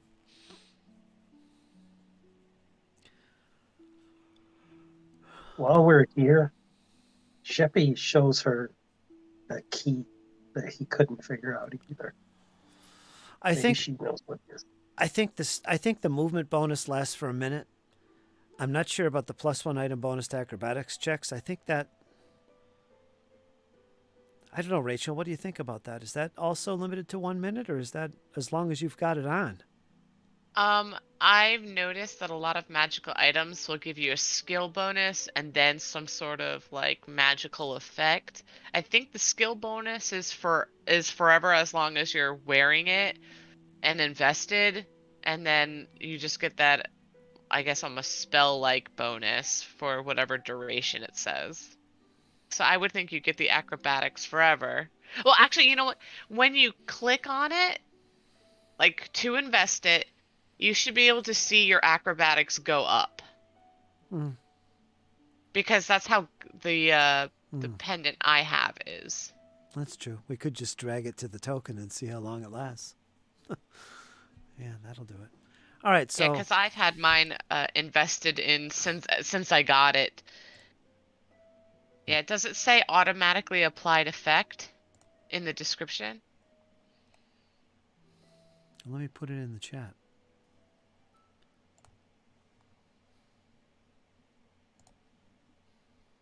So there's an effect you can drag to the token. Schlink. That's what it says right there. Activate command once per day.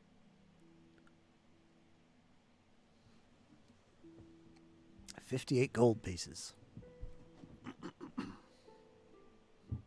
Increases your speed for 1 minute. Yeah. So we know the speed isn't infinite. Yeah, if the effect also said +1 item bonus, I think you get the item bonus always. Jenga Bristol makes you a feat, giving you +1 item bonus to acrobatics checks. Activate command frequency once per day. Effect. It's like it's saying that, oh, here's what is affected by the command and the once per day and the effect of that. It's a 10-foot movement bonus. The preceding paragraph is just describing a status bonus to a check. It doesn't say anything about having to activate it or its frequency. So it's like, You know what? Exactly. When I, because I have it too, when I click it, my acrobatics goes up by 1 when I'm Yeah, wearing it. because that's how my pendant and my gloves are. That whatever skill bonus they give me, it's automatically applied. When you use it for the effect, it only lasts for 10 or for a minute yeah. for the +10 movement status Did, bonus. let's look at. Well, you've got it invested, so it assumes it's on. So your acrobatics check should be up by 1. Let's look at the modifiers. It is. Yeah. Because I turned it off and it went down. Yep. 1. It's part of your modifiers for acrobatics. So yeah, just by investing it, you get that +1. The command and the once per day thing is just to get that 10-foot bonus. And when you do that, drag that effect onto your token, and that'll last for a minute. That's how it works. Let me figure that out. Awesome. You guys should be grateful. You got 2 of them. Grapes.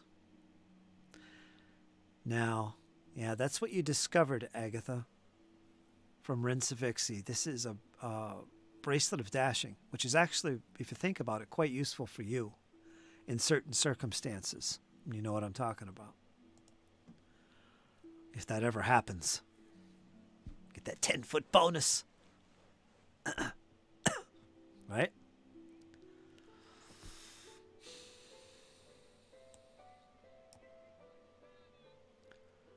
Okay, is there anything else going on here, Sheppy?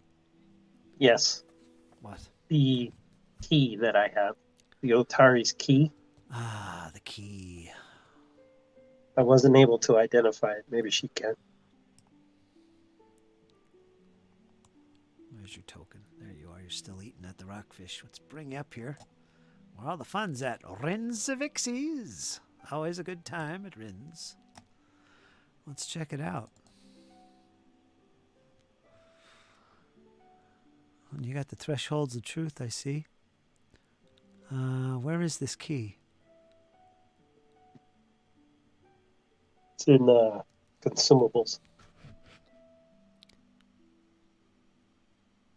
Okay.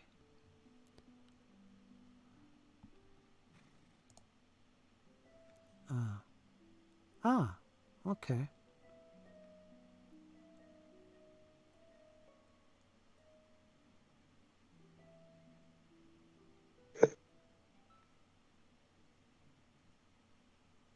Okay. All right. She can definitely take a look at this and try and identify it. Now, you failed before, right? Right. Oh, so wonderful a key you bring me, Sheppy. Let me look. And this takes a little time, longer than you'd expect. And she goes over to her shelf, and then the candles get brighter and brighter as she's looking at this key. You hear more keys come into her possession as they clank onto this little table. You can't see, her back's to you. Yes, I know what this is. I'm going to reveal this on on your sheet. Okay? Okay. And she explains this to you. This is a wonderful find, she explains. It's worth some good coin. It is also very magical. It is not an ordinary key, for it has charges within. Placed upon armor, affixed to armor, it could be of great use to breaking into things, picking locks. It is in effect a talisman. Talismans in Pathfinder are very specific magic items that you affix to things. They usually are affixed to shields or to armor. They're like little pendants or things, little designs that you affix to your whatever you're affixing it to. And it tells you in that description how you do that. Just for you, Sheppy, it's a level 5 item. It's 22 gold pieces. Its usage is to be affixed to armor. In fact, I'll put this in the chat so you can all read it.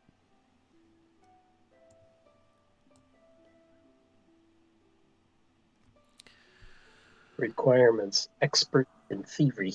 Exactly. I'm trained.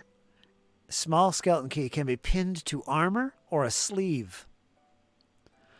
When you turn the key to activate it for the next minute, if the outcome of your attempt to pick a lock is a critical failure, you get a failure instead. So it's kind of like a little backup.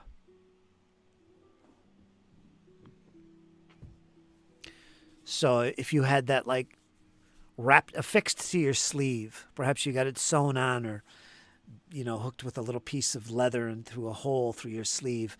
That's how it would work. All you do is reach over and turn it as you're attempting to pick a lock.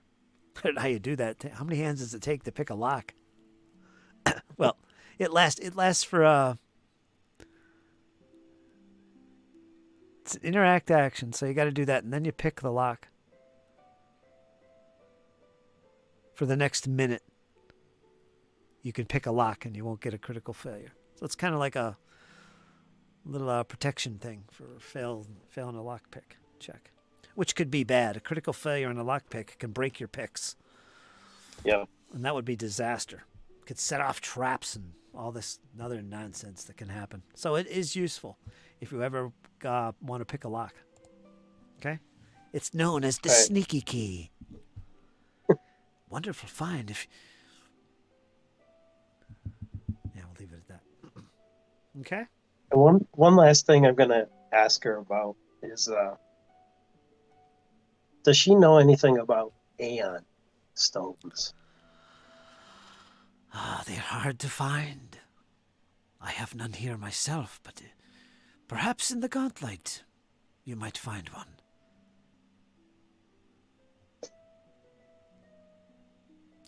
And if you want to know about Aeon stones, you can look it up in the items directory. You do have something that would be of use in combination with an Aeon stone. So, yeah. I've definitely got my eye out for one. I believe they're quite expensive. But yeah. She doesn't know where you can get one here. Not in Otari. Okay. I'm good. Okay. All right. If you guys want to do anything else in town, I think Arthurian's heading up to meet the mayor. Yes, sir. All right, Arthurian. Arthurian, you caught me just in time. I wasn't going to be staying long. How can I help you, and where was your companion, friends? Well, Mr. Mayor, I thought maybe I could steal a few moments from you for a moment. Yes, Tell yes. ya. Come into my lounge. Arthurian will step in and he'll present Otari's thieves' tools to him. Now these tools, whenever we delved under Gauntlight a little bit further, we found the ghost and body of Otari underneath the Gauntlight. Too many enemies had to leave it behind. But these tools helped us get through the barrier, same with the brooch that you gave little Miss Althea. The barrier has been removed. We laid Otari to rest. And I figured that you could use these to add to your personal collection. Keep them safe. We won't want them falling into the wrong hands. The lad died pretty sad way to go by the look of it. Pretty painful, pretty agonizing. And what are you leaving for him? Otari's thieves' tools. Oh, okay. These are Otari's thieves' tools, you say? Interesting. He carefully pops it open and he reveals the insides, which are all these intricate tools, just in excellent shape and condition. But you can tell by the outside of it, this is a very, very old pouch. But it's like the tools themselves are made out of a special metal. I would gladly put these in the museum. We don't have any icon, as it were, of Otari. His body was never found, nor his equipment. It was a sad thing indeed. And you saw his ghost, you say? Aye. He was instrumental in helping us put us on the trail of those artifacts. You're sure these would not be in better hands besides my own? Perhaps you could use them. I will not use them. Otari died for a reason. Well, I thank you for that. And then he closes them back up and calls in a servant. Take these, put them safe. They will be in the museum for display. They were Otari's. Yes, right away, sir. And the older gentleman carefully takes them and vacates the room. Now that leads me to part of my other request. We found the body of Otari. Otari's fate is now known. He never made it out of the gauntlet. He was never found, like I said. I could believe that. What, did you learn of his demise? What slew him? What befell him? A magical skull-like creature. It destroyed one of our companions as well. We were forced to run. But that leads part of the question that I've been fixing to ask you. I'd like to see if you'd be alright with putting a little plaque up near the main gate in memory of Otari, in remembrance.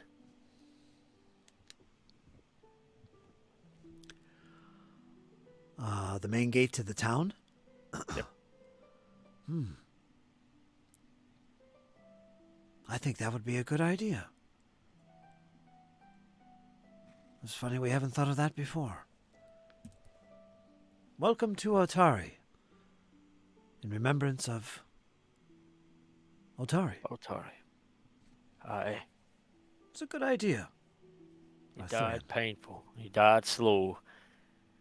Deep underground, away from his friends and his family. Lad deserved better. I will see what I can do. Perhaps we will get a stone. It's been long enough without showing our respects to Otari himself. He was one of the Rose Guard after all. It is good you found these tools and brought it to my attention as well. Even in death, he was a hero, it seems. Now, tell me a little more. How are you getting along in the gauntlet? Have you made progress? Besides the tools and seeing Otari's ghost, have you Have you found anything of Belcora, her presence? What have you found, Arthurian? We have been delving deeper. The magical barrier is down. We lost 2 companions. They were friends. Along Yes. with another that was removed as well. He was Dane's father. Came Yes. to take up the charge. Marshall was his name, I believe. I heard news of this, as well as the others who had fallen. They should be remembered. We've already paid for their stones in the cemetery. They should be honored in death. Aye. I knew We keep making progress. We've unlocked another level. We decided to come back to town to deliver the artifacts and get some rest before we head back down. Yes, I understand. Rest well deserved. But we are making progress. Belcora is pulling out all the stops and all manner of creatures she had devised and made and twisted and evil things down there. Okay. And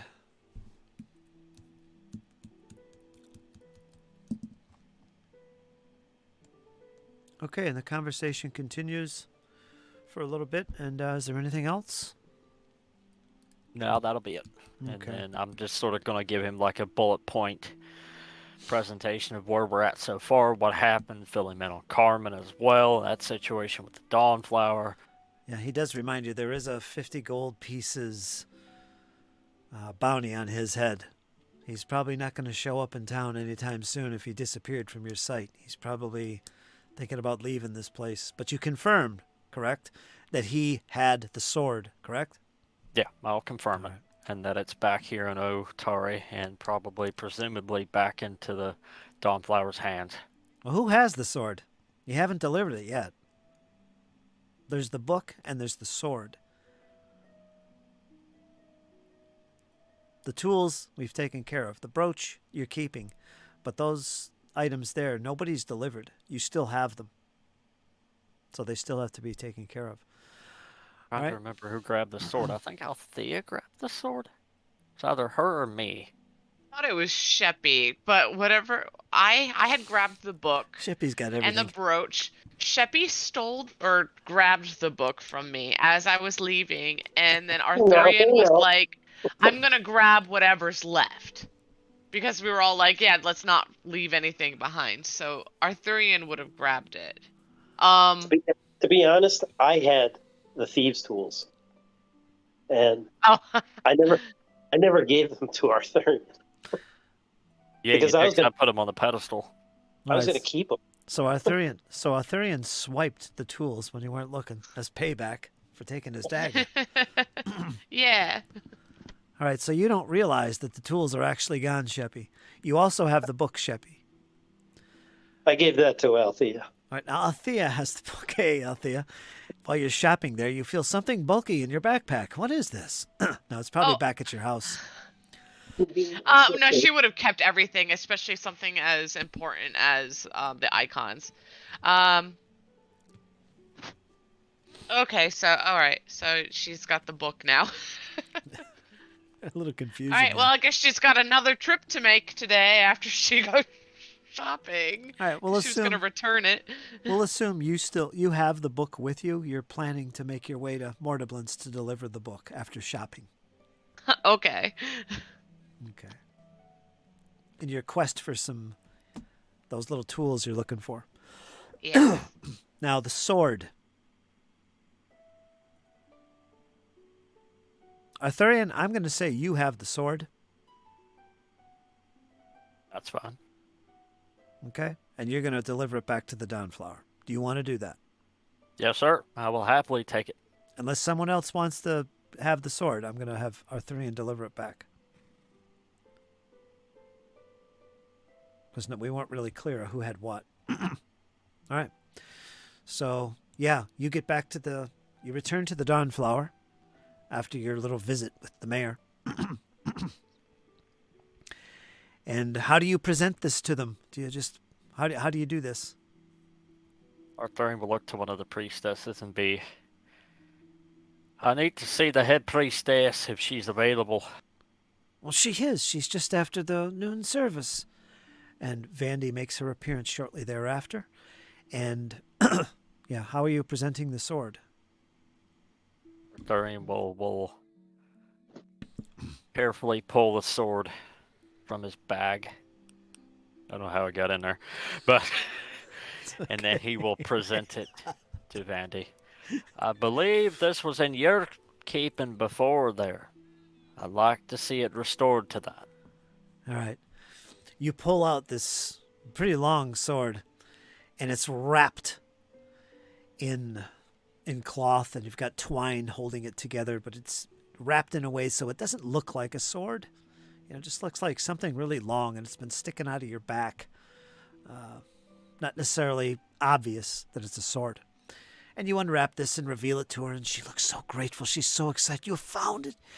You've returned the sword. I'm so thankful. Thank you. And she reaches over to you and she hugs you. It's very difficult for a halfling to hug a dwarf like you. But she manages to pull out at least a half hug. So wide. And she gladly accepts the sword. They unwrap it. And sure enough, there it is in all its glory. And she looks frustrated. She looks over at the glass case that was contained in it. It has to be repaired. It hasn't been repaired yet.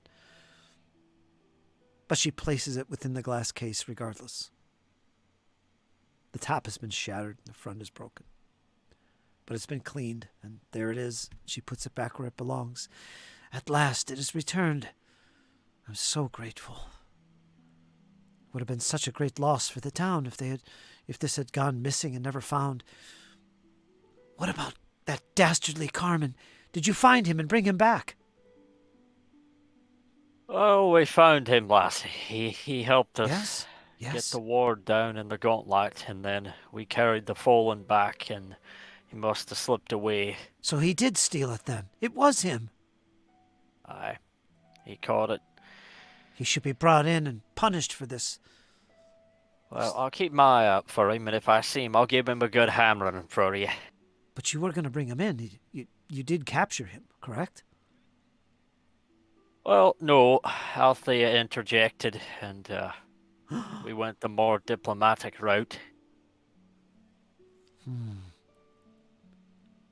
We shall tell the guard at once. We need to find him. And I've already informed the mayor of the development. And she slaps her hands together, and a couple priestesses come in, and she whispers to them, probably something about a Carmen, and they rush off and disappear from sight. They will find him. He'll be brought for punishment for this. This is a great affront to this temple as well as the town of Otari. The sword was not his, and it was powerful. Now it is back in our hands and safe, but he must be punished. Is there anything else you'd like to do here, Arthurian? No, Arthurian will just sort of offer a very formal bow. Well, Miss Vandy, I hope that the sword stays put for at least another several thousand years. Yes, we will be sure of it. We have to watch who comes in here. Aye, maybe set a guard here. And Maybe work with the guard. And you, by the way, you're looking much better now. You seem to have recovered from your ailments before. I'm feeling much better. Not Good. feeling better about losing people, though. Good, yes. There will be a ceremony for them tonight, and tomorrow they will be interred. It'll be a great honor to put such heroes in the Otari cemetery, a place of honor. The mayor himself has stated that there would be some special stones placed in their honor, for they were one of the companions. Also, Miss Vandy, I'd like you to say a prayer for Otari. Not the place, the man. We found the fate of Otari. What do you mean? The spirit, perhaps? No, his spirit and his body. I was unable to recover the body at this time, but we know where it is, and we did put his spirit to rest. Perhaps you should recover the body. and bring it back. It would be a great honor for the town. Yes, you should do that. Do you think it's possible, Arthurian? It will be a tough fight to get him home, but when we can spare the time, we'll give it a go. I promised another member of the companions that I'd get Otari out. We're gonna see if we can, but we cannot let the remains hinder the mission.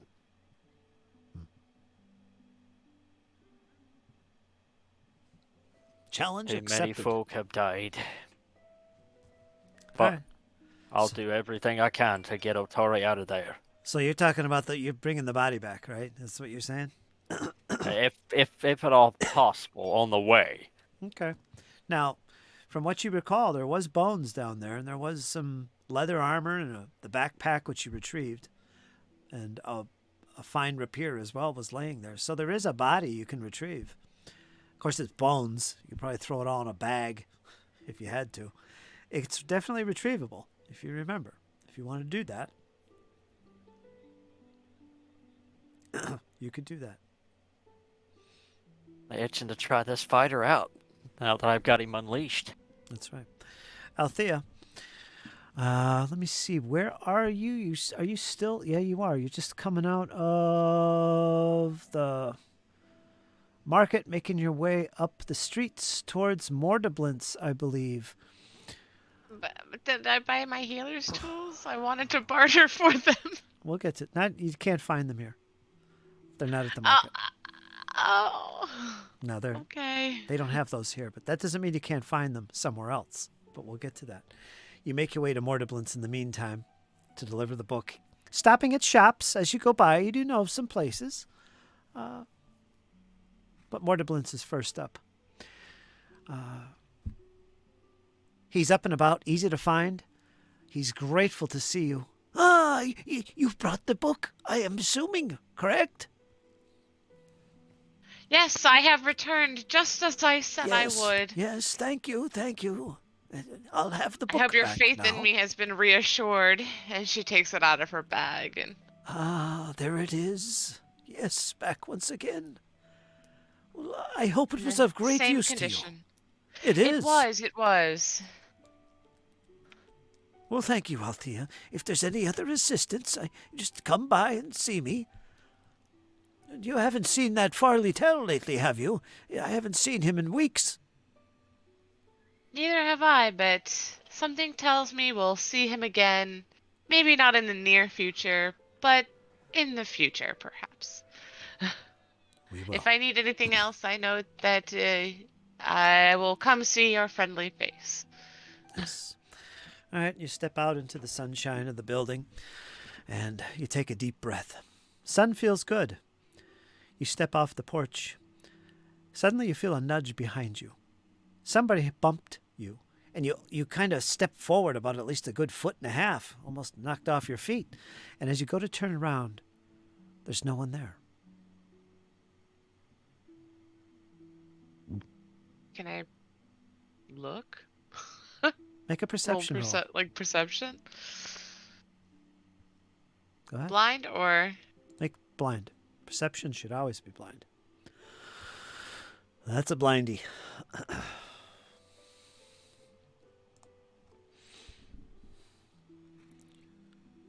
Nothing. I'm just tripping over my own feet again, or maybe it's that hatchet that, brushed up against my leg. Didn't realize. How odd. You step into the street. There was nobody around. Althea checks her coin purse. It's there. It's jingling.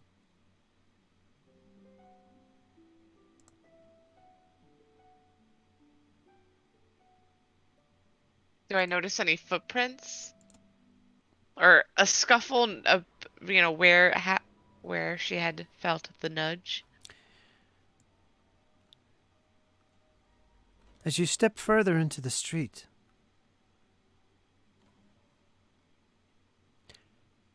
The buildings begin to fade from view. You feel a cold breath hit your face. And as your eyes close instinctively, they open once again to complete blackness. I need you to make a savings throw, will savings throw.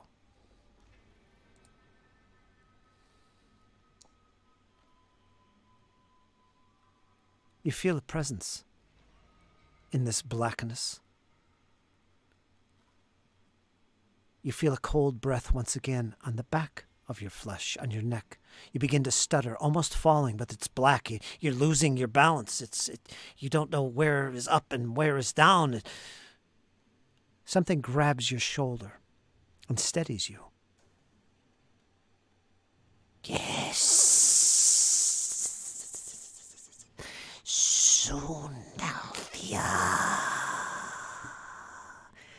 The time nears.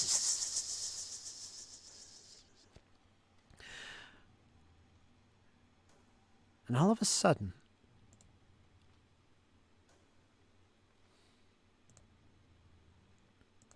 you hear the sounds once again return of town, peace, and the sunshine embraces you once again. It was as if you passed through some kind of portal, you think. What was that? What just happened? You're not sure what that was, but as quickly as it came upon you, it disappeared. What do you do? Well, she's almost instantly reminded of her experiences with Ronaldo. But she just shudders and falls silent and kind of makes haste.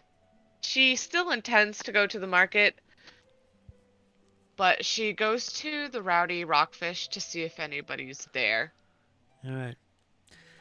You do so. I can't keep this to myself. I have to let someone know.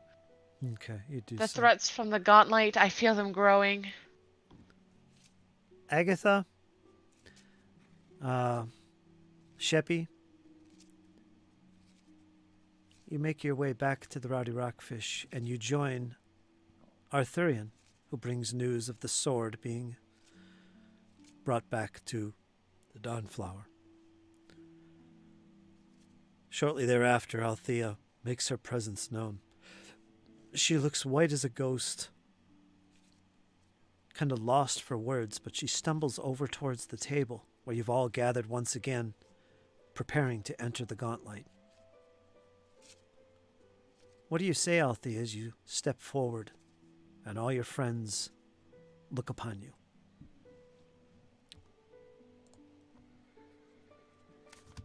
Including Agatha. And I should point out one more thing. Agatha is covered from head to toe in these clothes. You can't even see the shadows of her face. Nothing. Is that her? Who is that? Go ahead. Those clothes look familiar, but she's wearing a lot more layers than I last saw her in. Friends, companions, we must make haste. I've been feeling this. I've been having this feeling of dread, these unexplainable experiences of darkness, and I've heard a voice. I think it's All the right, gaunt. there, little I think Alfie. it's. She's like talking really quickly. I don't know. Oh my god. Oh my Desna.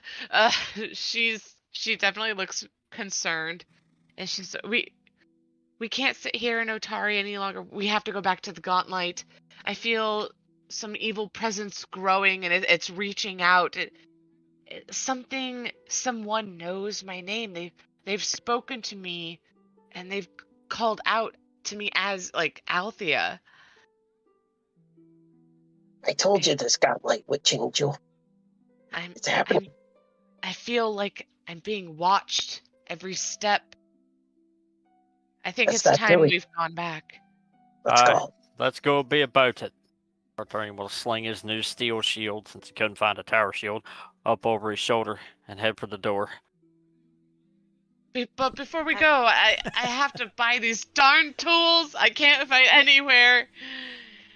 I am dead set on finding these. I won't feel safe going back into the gauntlet, not having these with me. How important? Agatha would have made her way. How important, Althea, are these tools? Very important. All right. How much time do you want to spend scouring the town for tools? Well, she'll ask, we have to make haste and go, but I hate to ask so suddenly, but how much time do you guys need to prepare? And she'd be asking the companions this. And if they'd be willing to go back, I got my gear here. I'm ready. I had my next rest. Agatha- Good. I was gonna say Agatha would have been right out the door already, making her way immediately towards the gauntlet as soon as Althea was saying about all these visions. Althea, make a diplomacy check. This could be public if you want. Oh, I'm making it public because all my rolls have been blind. Well, it's just gonna be a freaking one. Dun, dun, dun, dun. 21. 21. Okay, I'm going to see how long it takes you to do this, and you can have your tools. Yes. It's going to take 2 hours. Scouring town, asking around. You do find a place that sells those tools at the price indicated. Now, if you would like to get them cheaper, I'm not going to role play it. I don't feel like it. So go ahead and make another diplomacy check. I do know what the DC is, though. Okay, I was gonna make this one blind just in case. Alright, so she'll tell everyone I'll meet you on the outskirts of Otari, ready to go. I'm going to go find these. I don't know how long it's going to take me, but she wouldn't have taken longer than 3 hours, so I guess 2 hours is good. The best you can get is as listed. So it's either take them at that price, or try again later and we could barter this again. So it's up to you. No, she's gonna buy them as listed then. Okay, and you got them.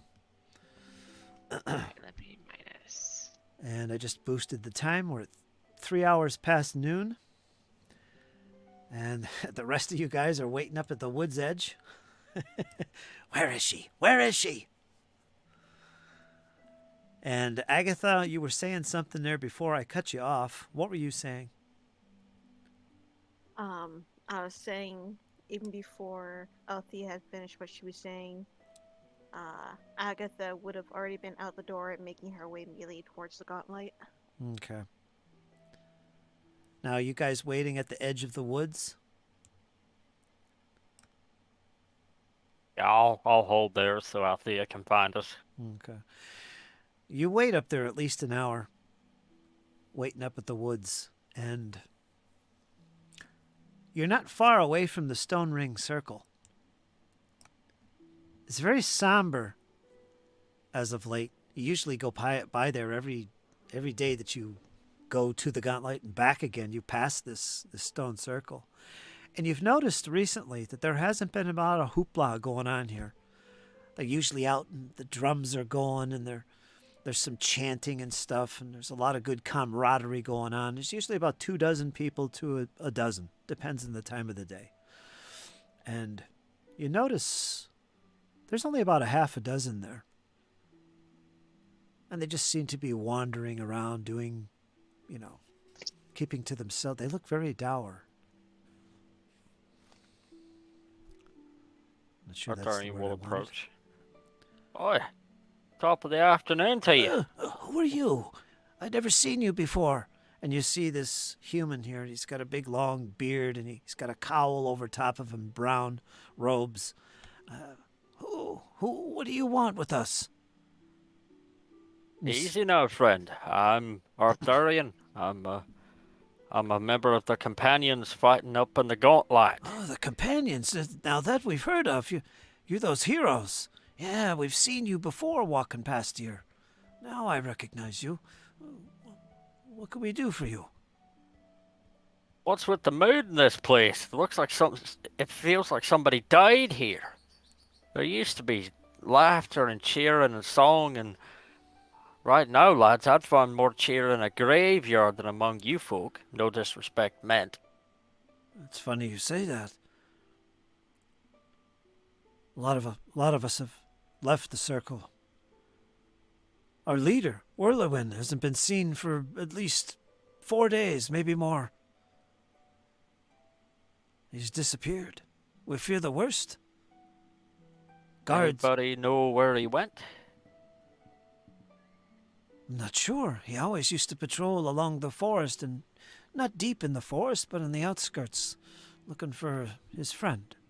I'm sure you know the story. But he hasn't been seen.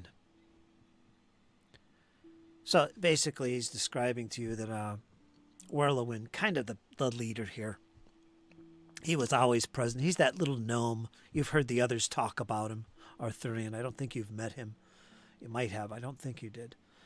But, yeah, Orlewin was a gnome who was good friends with Yaul. And if you remember, Yaul was the one responsible for the big, killing a bunch of people. Yeah. The werewolf, they say. And Orlewin was his friend. Orlewin has disappeared. Last he was seen was days ago. As far as anyone can remember, he was one of his late night patrols. He never came back. Now, if you remember, this is around the time that you'd remember this. This was around the time that there was an incident in the forest involving some rangers and hunters that were attacked. Something was going on. Wolves, packs of wolves. And they were driven off. And one of their members was lost in the woods and not found. And the Otari guards sent out a patrol. You actually traveled with them. Like a couple days ago or something it was.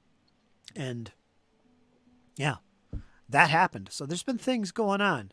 And now that you think about it, yeah, there's been strange wolves howling for days now.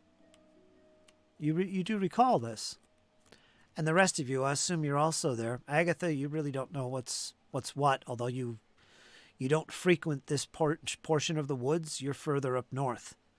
But such tales are not unusual to you.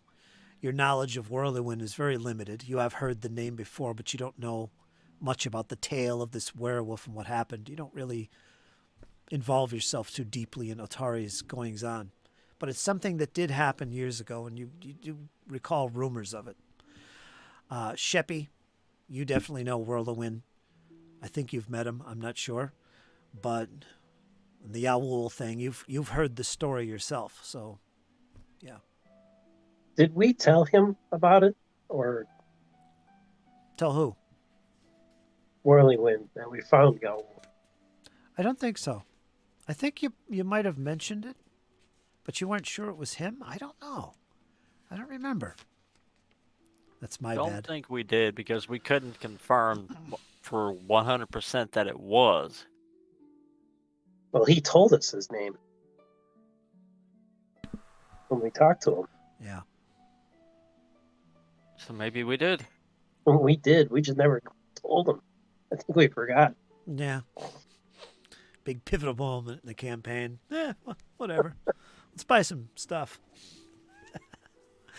Yeah, so it sounds like from what you can understand here, they're kind of upset.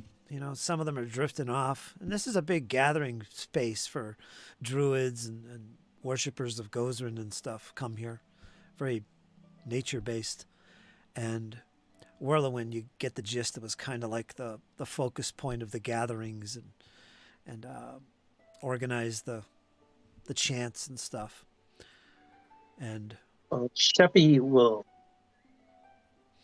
tell them to leave word. If Whirlywin does come back, let him know that we have some information on Yaul. That's very important. yes, He should. get in Yes. contact. Yes, I'll remember that. Aye, and until then, keep the prayers going, and we'll see if we can't find him, if it's along our path. And it's just then that Althea makes her presence known, running up the path. Well, hello there, little Coming. Althea. Sorry I'm late. I finally found what I was looking for. We'll be much better off with something like this. And she pulls out a giant tower shield. Too soon, Fritz. Too soon, Fritz. And oh wow. Well, you got your tools. All right, with that, you guys can head off to the gauntlight in a marching order and exploration activities. And that's where we'll take a quick break. So think about your marching order and exploration activities, and we'll go from there. All right? Frontline defending. No hesitation there. Hey, my fighter's not hampered anymore. I want to try this guy out, so I'm hoping there's an ambush here. Bring it on to me. How about who's behind Arthurian? I'll take up second. Sheppy? Okay. And what are you doing, Sheppy? Detect magic. Okay.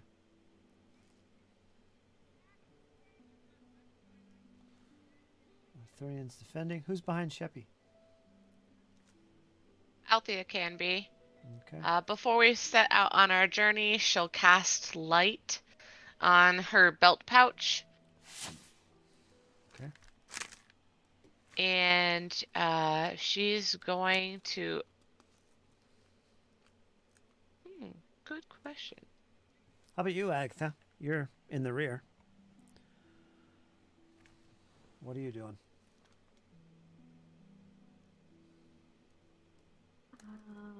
She's going to cast shield on herself.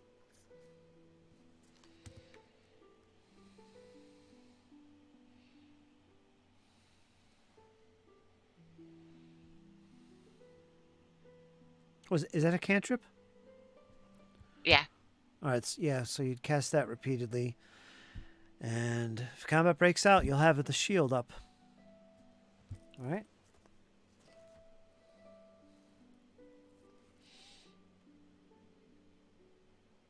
And as for Althea, she'll investigate using nature.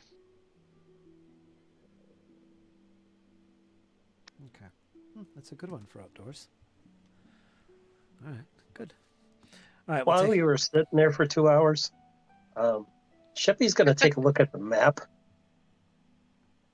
and just looking to see if there's any quicker ways into the deeper depths without having to traverse the upper levels. Okay. If there's anything like that. Before we break, I know Kyle's not here, but before we break, it actually takes you a long time to get down to where you left off previously. We're talking hours. Like, I know we don't role play it as much because we go through first level, second level, third level, fourth level. Now we're on fifth level almost. It's actually taken you over an hour to get down here. Assuming that you're moving at whatever rate you're using with exploration considered, that affects it. And so it is going to become more and more important getting down and out of here because it's taking more and more time as you get deeper into this thing.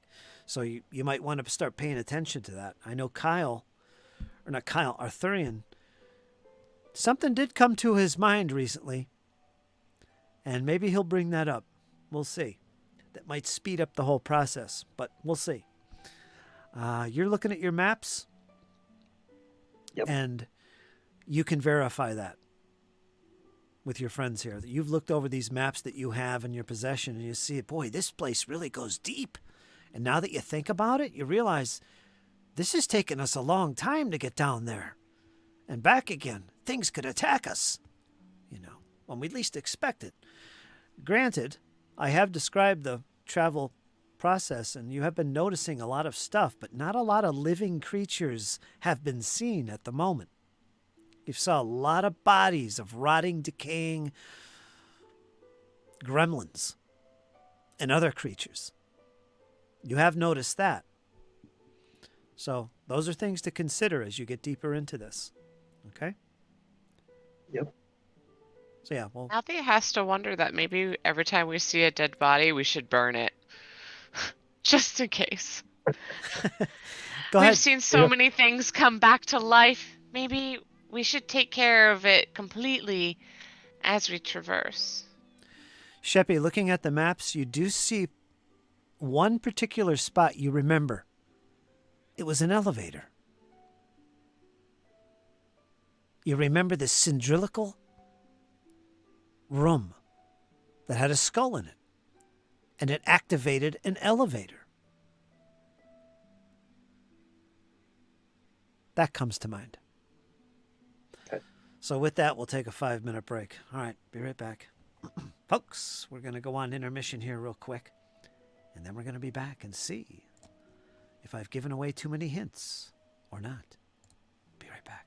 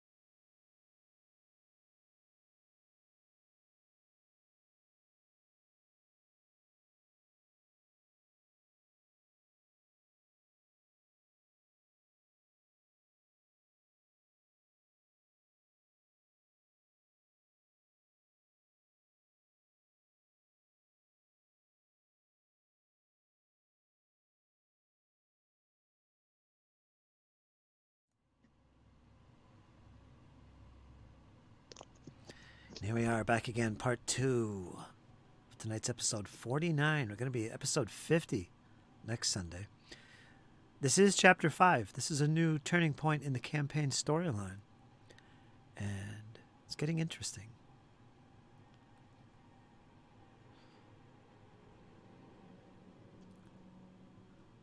And the party has reached the outskirts of the gauntlight. The Fog Fen. Arthurian bravely leading the way with his maul that he had just got recently in hands. Defend exploration will have no benefit to him, but nonetheless he is being cautious. Sheppy, Althea, and Agatha follow behind. And Sheppy, you've noticed on your maps in discussion with Arthurian But there must be other ways to get in here. Do you remember that elevator, dwarf? I remember it. Yes, and you know its location as well. For future reference, and I assume you could make a note on your map, the location of that elevator, if you could get to it, to try it out. Maybe it would speed up the process. You also remember, and when this is spoken of, Agatha, your attention is garnered. Do you remember the elf, Farley? He kept finding these little alcoves with designs of some magical portal-like thing. He kept calling them portals. They were always broken or not working. As you look over the map, you can see that there is some kind of indication that there is some kind of teleportation portals scattered around the various levels and ruins. Where they go, you're not sure. It requires magic to fix them, according to Farley. Agatha, as the name Farley Tell comes to your ears, you start to remember. You start to remember Farley, the elf, how he came to visit you the one night with some little gnome with him at his side, an odd gnome. But needless to say, you spoke with Farley. You met him several times before, but this time was different, and when you think about him and hear the name, your hand grips even tighter the staff that you carry with you. A staff given to you by Farley.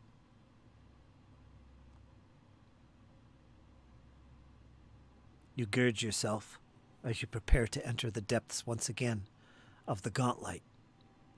Not sure how much information you want to share with your new friends, companions, dare I say your heroes. Perhaps. She's not going to take the risk. If something happens and they do not know about it, she could potentially doom them all. So she relays every ounce of knowledge that she has to the party members so they can make future decisions based on what she's told them. So you remain silent. No, she tells them everything. Oh, you're going to spill your guts right here in front of the... She's gonna tell them. Okay. What do you tell them? She basically starts explaining about how she spoke to Farley, how she spoke to Gnome. She starts explaining about the what she thought what Farley was saying were portals, incantations, every ounce of knowledge that she has so far of the gauntlet. She's telling them about it. All right, this will take a while. You're standing outside the gauntlet itself, and Agatha steps forward as soon as you begin mentioning Farley Tell, and she begins to open up and reveal these things willingly to you. And essentially what she reveals is that she knew Farley Farley told her, "You have things to do. There is a quest for you, and it involves my friends, the companions. It involves the gauntlight." Agatha reveals that she's been obsessed with the gauntlight and its knowledge for years.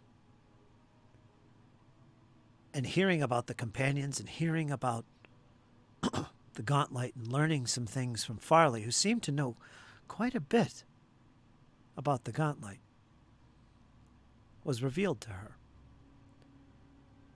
But Farley had to go. His use was elsewhere, according to this gnome. He took off his robes, his blue robes, and stood there naked, giving up his staff to Agatha. Farley Tell disappeared into the night darkness with the gnome and hasn't been seen in days. And Agatha reveals that this is one reason why she's been seeking you out. "I can help you. I know some things, and I have great interest myself. I can help you all." And she asks you to trust her even more, Althea, as she looks to you, and she mentions once again Farley Tell. Now, of course, everything she tells you at this moment sounds pretty convincing, but at the same time isn't necessarily true. Where is Farley? Why do you have his staff? Why do you tell us this now? So at the same time, demanding trust, you see reason to doubt. Perhaps. But regardless, this is what she tells you. So, if you have any questions, go ahead and put them at me and Agatha before you move even further into the gauntlight. The Sure, staff real you carry. object. Not all at once. Hold on. Start screaming, "Hey, who are you?" Really, tell us. Go ahead, Jesse. All right. The staff you carry. I do recognize that. That is Farley's. It is. Did he tell you that the staff might have something to do with the teleportation portals that are in the gauntlet? No. Or maybe had something to do with it? No. He didn't talk much about the portals.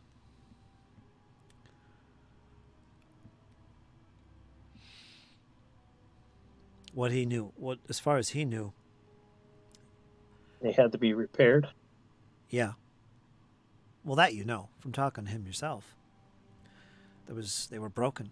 He's seen about 3 or 4 of them in there, from the very first level on down to the 4th.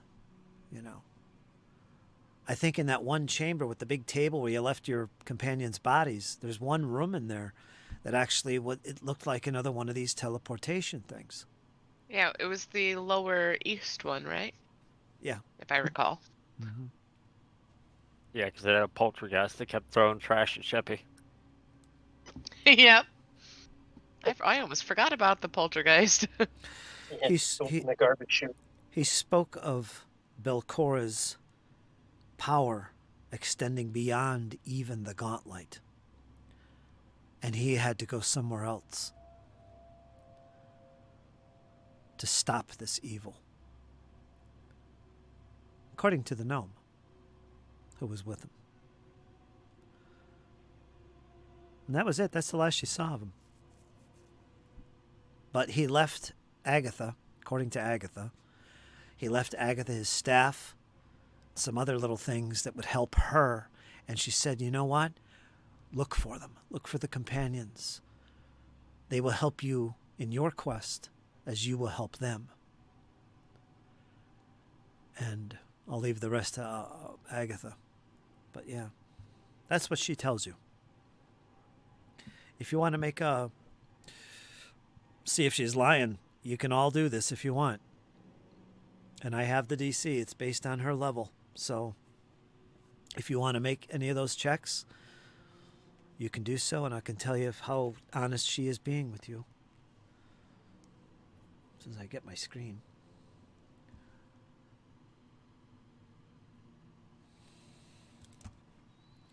These should be hidden rolls.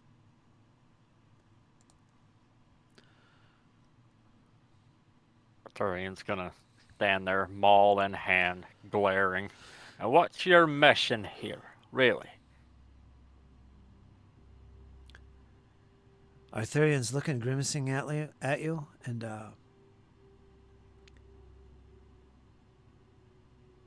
you can't tell, Arthurian, one way or the other. It's like she looks like she's being very honest, but at the same time, something is telling you something's not right. Can anybody do this? Anybody, Okay. just once. Mm-hmm. Out there, you're a good read on people. A good judge. You sense things others might miss.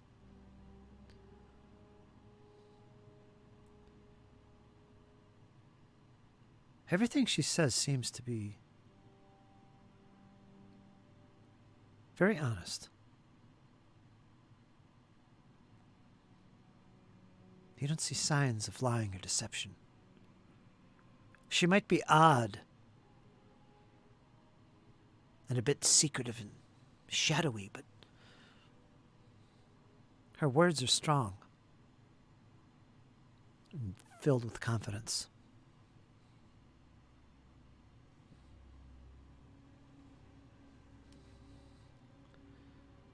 Sheppy, you might as well not even bother. You want to make a try? You can go for it. That's all. Go ahead, make the roll. You're listening.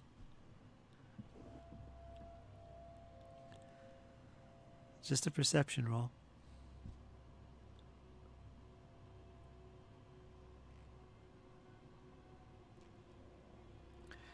Yeah, that's what you got so far. So, Arthurian's up in the air. Althea's quite convinced and confident. Sheppy, you're pretty sure that what she's saying is true.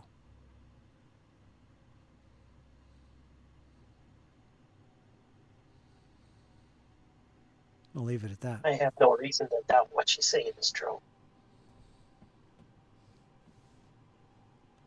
We shall see in the heat of battle when our lives are on the line, which way she's gonna walk. Till then, Sheppy, I believe you have the maps for the elevator. Yep. This round thing right here. You want to make for it? Yep. All right, you make your travels down. You get past the first level. That's the easy level. You go through that big hallway, hang a turn to the left, which is north. Get in this little chamber, and the steps are hidden behind the secret door that you have braced open, and you make your way down the steps. It's on this next level you remember that there is an elevator. It takes you some time to navigate to that location. You get into this round, cylinder-like room. It's like 20 feet across. And you see a skeleton on the eastern portion of the wall. And according to Farley, it merely had to be touched to activate it. And as soon as you do so, you feel the ground underneath you begin to give, and your body follow suit. You feel the motion, and as you look at the walls, they begin to go up, and you begin descending. After what seems like a minute, there is a soft clunk. And you feel a slight jolt. It's come to a halt. A doorway has appeared in the north. You recognize this. This takes you to the lair of the ghouls. The library. That's where that location on the map led you to. So you bypassed an entire level.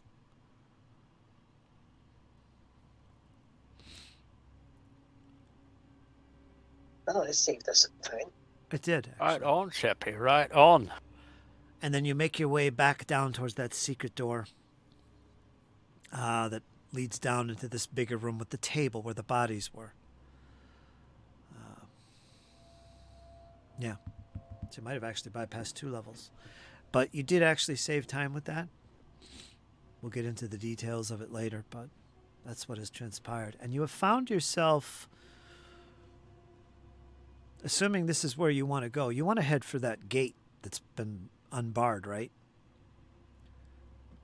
Correct. Where the shrine was. Correct.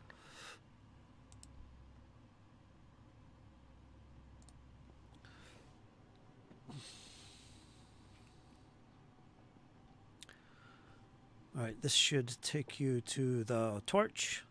Can you see that? I can. And there it is before you. It's gone. The barrier, the moans are gone.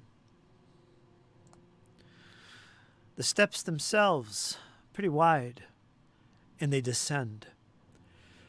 With your marching orders set, your exploration activities partaking in, you're ready to go. Now, Arthurian, the defensive action won't benefit you if you don't have a shield.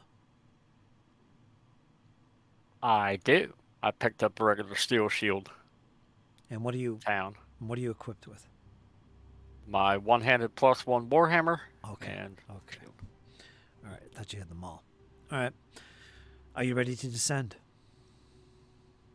Timidly so. All right. Here we go. Can I change my exploration activity to search I knew now something that we're would come up. inside? Something would come up. Yes, you can. Thank you.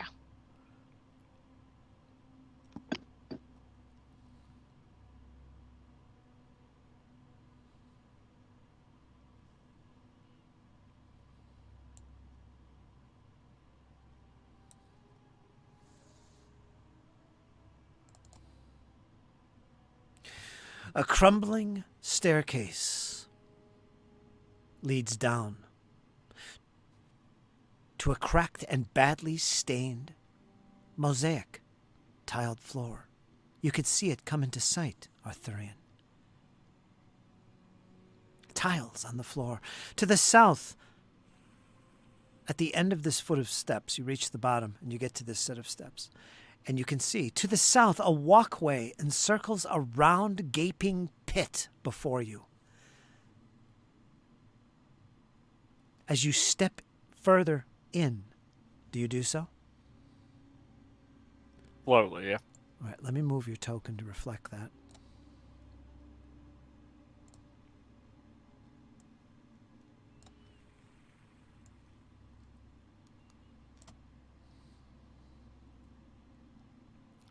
Right, you should all see the mosaic floor, and you can see this pit straight ahead. And as you get closer towards this pit,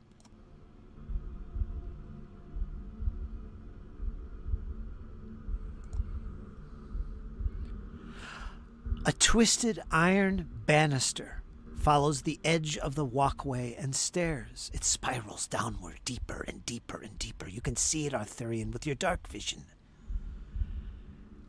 As soon as you draw closer, Sheppy, the acrid smell of chemicals and rot, with just a tinge of sulfur, wafts from the pit's darkness below. Strange moaning echoes come up from this shaft, this pit of darkness.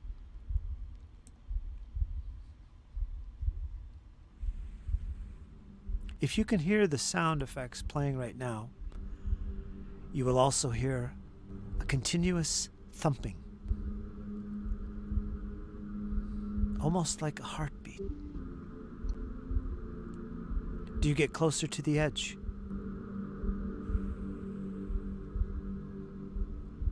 Seems like I have to go around. Sounds like something's moving around down there. You begin to hear something ahead, squishing along the floor. You hear gibbering noises. And it's getting louder and louder. And there before you, straight ahead, maybe 20 feet away in this doorway to the east, you see it appear. Contact. Not another one of these things. Agatha, watching to the rear, Althea looking left and right, trying to use her investigation to pick out things and clues. There you see, coming out of the shadows behind you,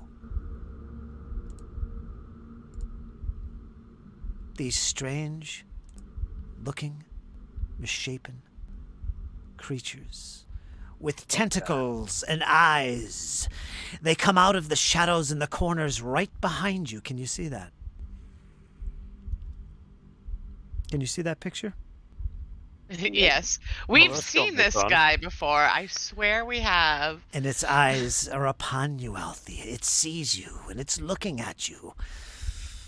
Those two are behind you. The one in front of you is a different matter, blocking your passage, Arthurian. You see something you have seen before, something covered in mouths, tongues, and eyes. This creature you have seen before for sure, and this one is much bigger, and it's alive. Fall back to the steps so we can make a proper defense here. At this point, This is pineapple time. At this point, we are going to roll some initiative to see if you can make good your escape. You should be in the initiative tracker. Go ahead and roll your initiatives. Why was that private?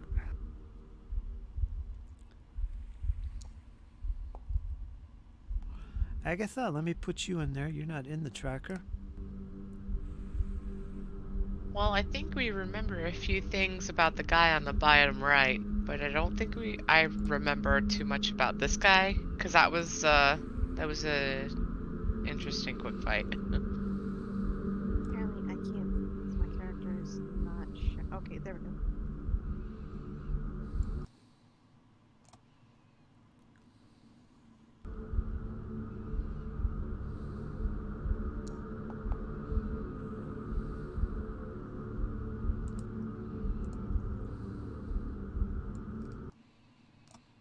Keep clicking off the damn thing. Sorry.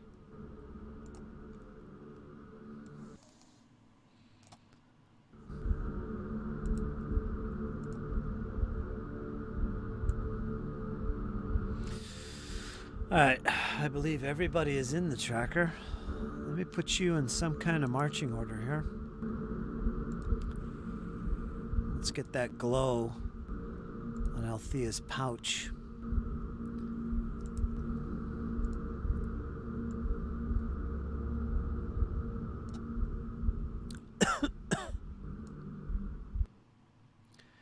And let's see. Why am I in the front? Arthurian, Oh you're... yeah, that's right. We were heading this way. Okay. Arthurian, you're... Oops, you're not there. I don't want to put you over the edge. All right, we'll put you right there. And Sheppy, you're right behind him. I'm gonna put you here. Althea, yeah, that looks good. As Arthurian begins to turn to his left, this is when this happens.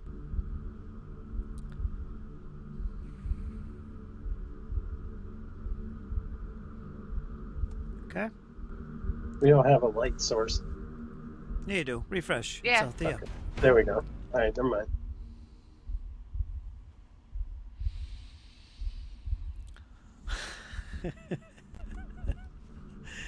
Oh, you just got 5th level. I'm sorry, you guys. This is terrible. It's going to be brutal. I hope you're prepared.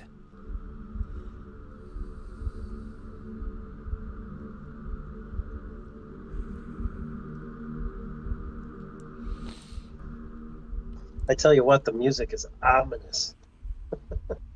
You like that? Absolutely love it. I hope Cassandra knows where we are and will come to our rescue real soon. Yep, I'm out of here. Phoom. See ya. It's our Pineapple Arthurian hasn't even turns. started yet. All right, first up, the creature, this gibbering mouther-like creature that sits in front of you, Arthurian, begins to move and slime its way towards you.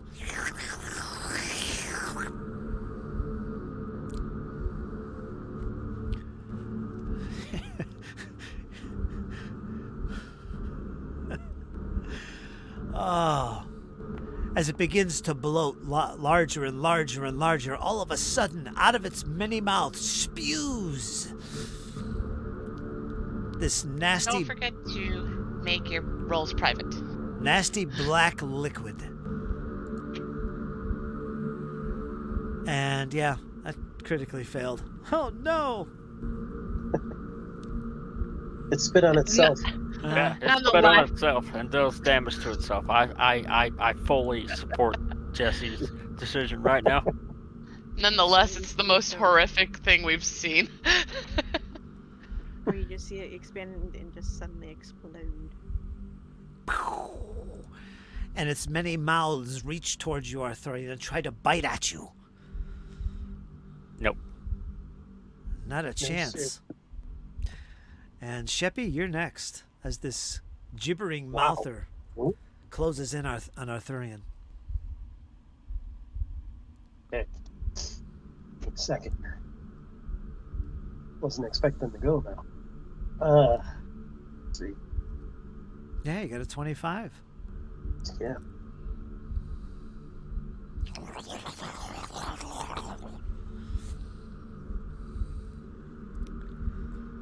Alright, I'm going to cast Searing Light.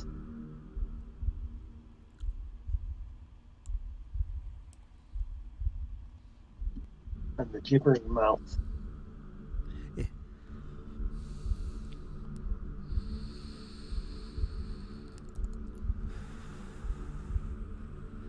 16.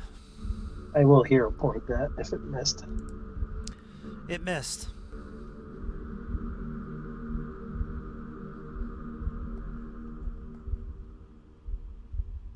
.22 is just a hit.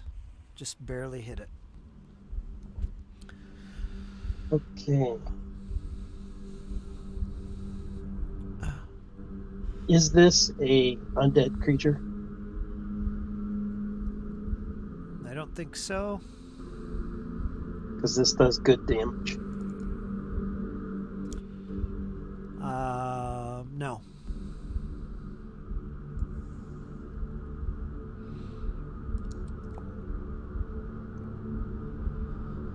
.12 points of fire. Good, light, fire, all those things. Nah. So you did 12 points of fire damage. What is the? Why does it say fire? Oh, that's what you rolled.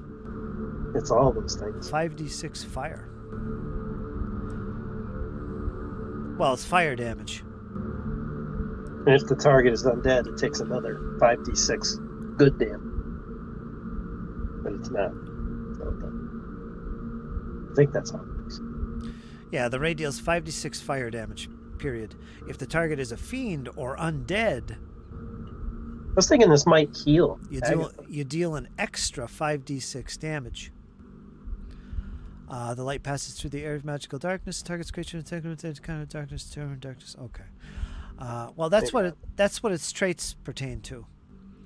Attack, evocation, fire, good, light, primal. The damage is fire damage.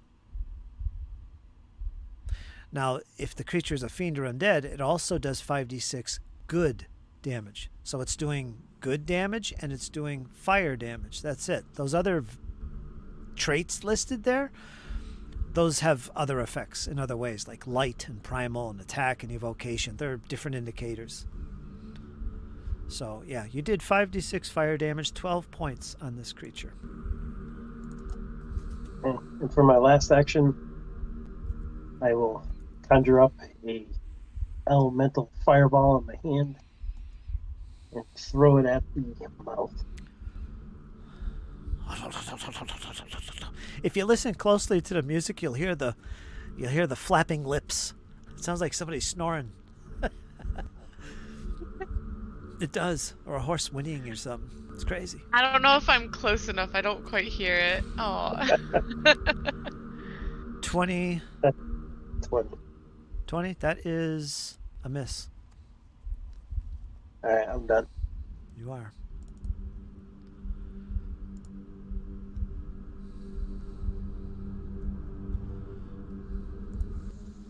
That's this one right here. Right behind you, Arthurian. Coming out of the shadows, you see it. That nasty looking creature. It looks like a slug. He's oversized. Well, he's medium-sized. It just blindly comes lunging towards you with its claws. I started this combat with my shield raised. Should my AC not be... You should be... I can't find the button for it.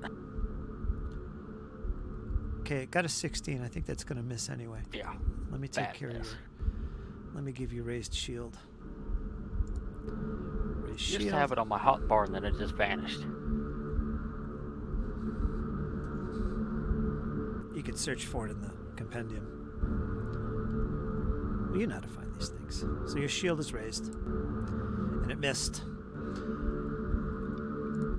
It's going to try another claw. These big, long they're claws. They're not even like fingernails. They're like syringes. And not syringes, like blades.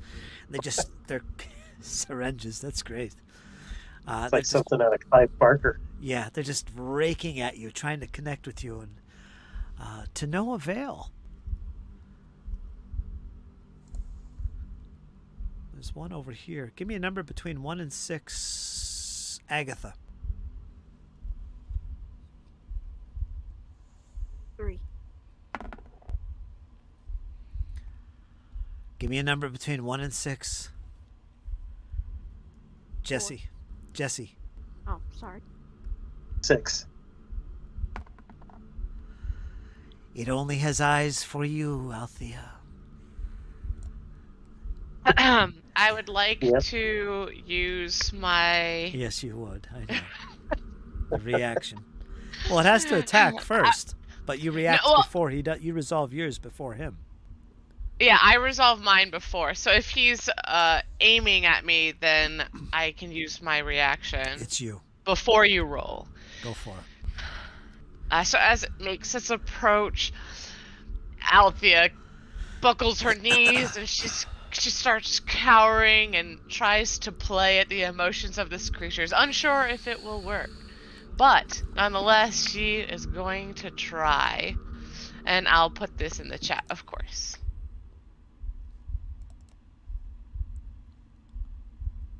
Don't hurt me. I'm tiny.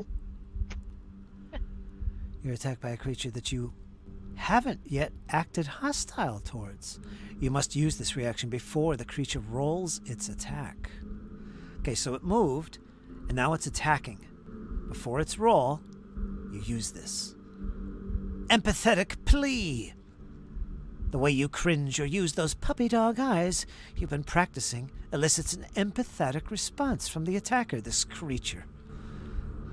Attempt a diplomacy check against your attacker's will DC. Okay, I've got a number here. I got a DC. Make your roll. It's a 19. Role play this for me. Come on. So most of her emotions are in fact true. She's only half acting. But she just starts trembling and giving those puppy dog eyes, and she is already a much smaller creature. So she just kind of like pretends like she's not there. It'll go right by me. Please don't.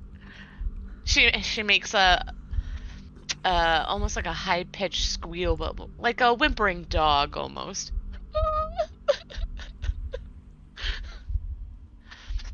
Okay. It was a success.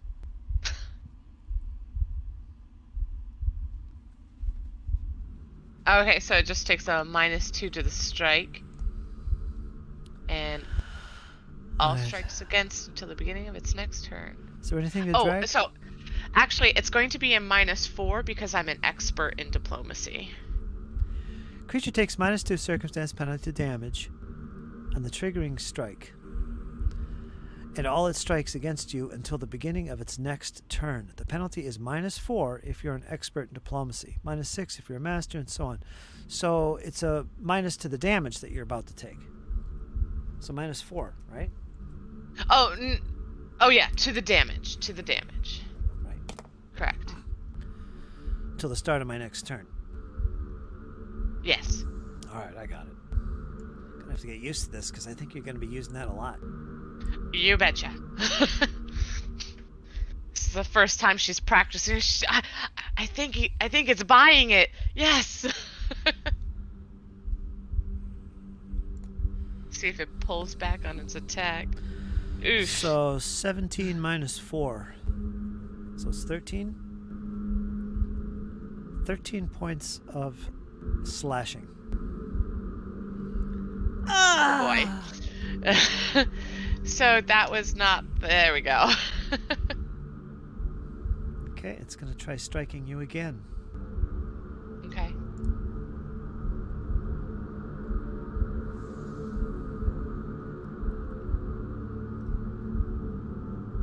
Oh yeah, my AC's 19 now.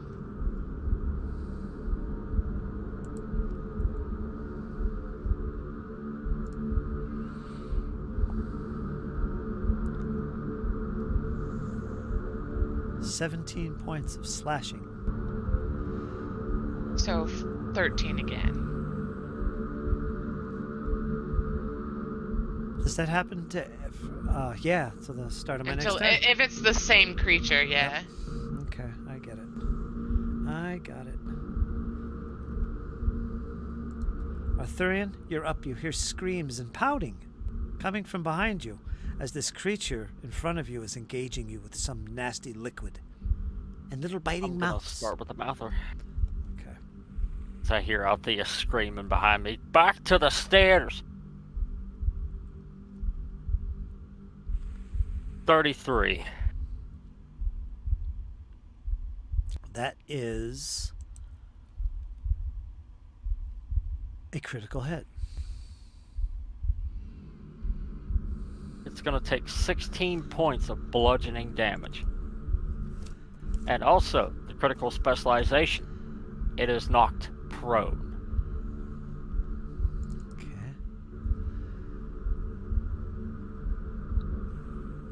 Okay. So you knocked it off balance here, this little blob. Then Let I'm me- gonna see if I can give this one to the left of me a good hammering while I'm at it. You feeling good, Kyle? Very. Not with that one. I will hero point that right now. Okay.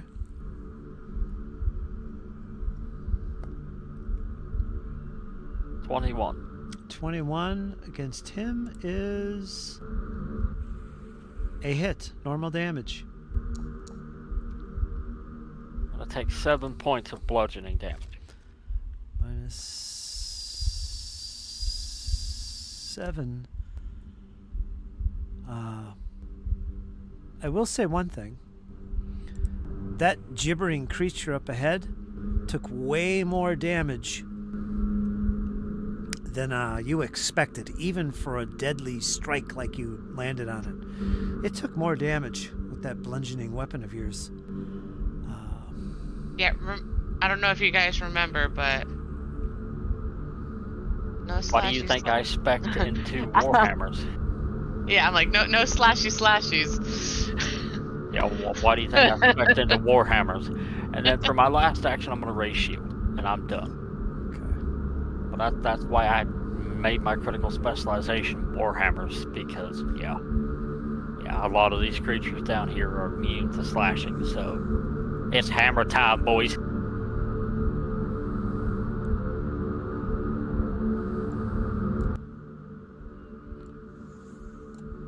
Oh, wow. Okay, I get it. I had the ambient noise way up. Probably drowned out all our voices in the recording. Yeah, that's some creepy music. I like it. Yeah, it's ambient stuff. Not music. Has a separate volume control, and I had it all the way to max. Whoops. All right, anyway, Arthurian, you're doing awesome. You've got your shield and axe out, or not axe, your Warhammer. Warhammer, just laying into this gibbering mouther and this other creature, doing really good damage. Althea, whimpering in the background, making a distraction to the creature, seems to be quite effective against it. And yeah, so far so good for you guys. Next, we're going to go to Althea. You're up. With pouting eyes. Clears her throat. Okay, let's get this started.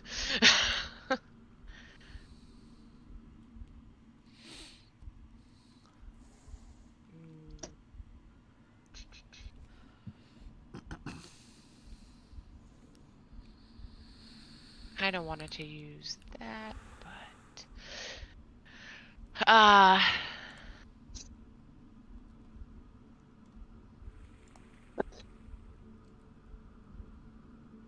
where's my chat?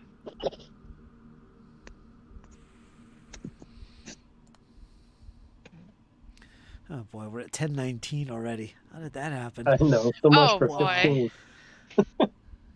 We'll finish You know, this. my we'll time finish is this. hidden on my computer. We'll finish this round. Okay. So she's going to cast Electric Arc to target the two enemies beside her. Okay, the one right here and behind you. Right over here on this side. So this guy Yeah.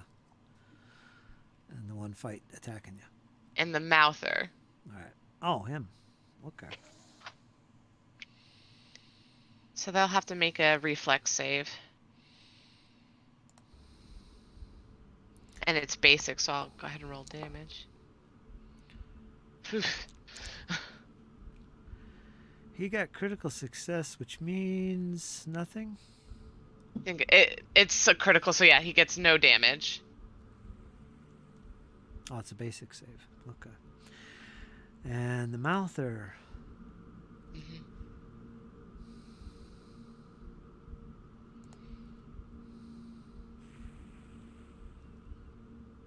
And that's regular, so Half damage. so that'd be Six. 6 electricity. Okay. He begins to singe and burn. Steam and smoke comes off him. And then she'll cast shield on herself. Okay. Agatha, you're up. There's a lot of magic flying in the air. You sense it. What do you do? Her focus is immediately on the creature that is attacking Agatha. Not Agatha. I know. She's See? I got the focusing same on thing. Althea. Her eyes blast as she hisses at the creature before she raises a hand, and she's going to cast Ray of Frost at it. Okay, put it in there.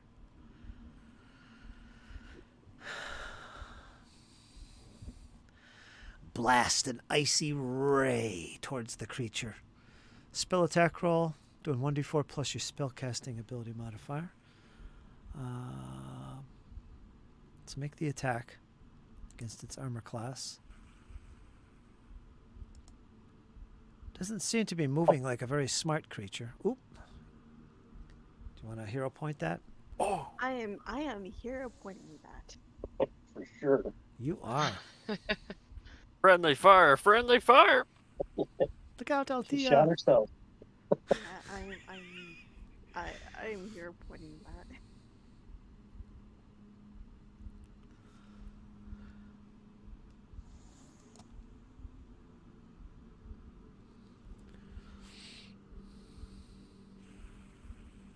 There we go. Hey. That's going to be a critical Rip. hit for sure. So do critical damage on that, which is...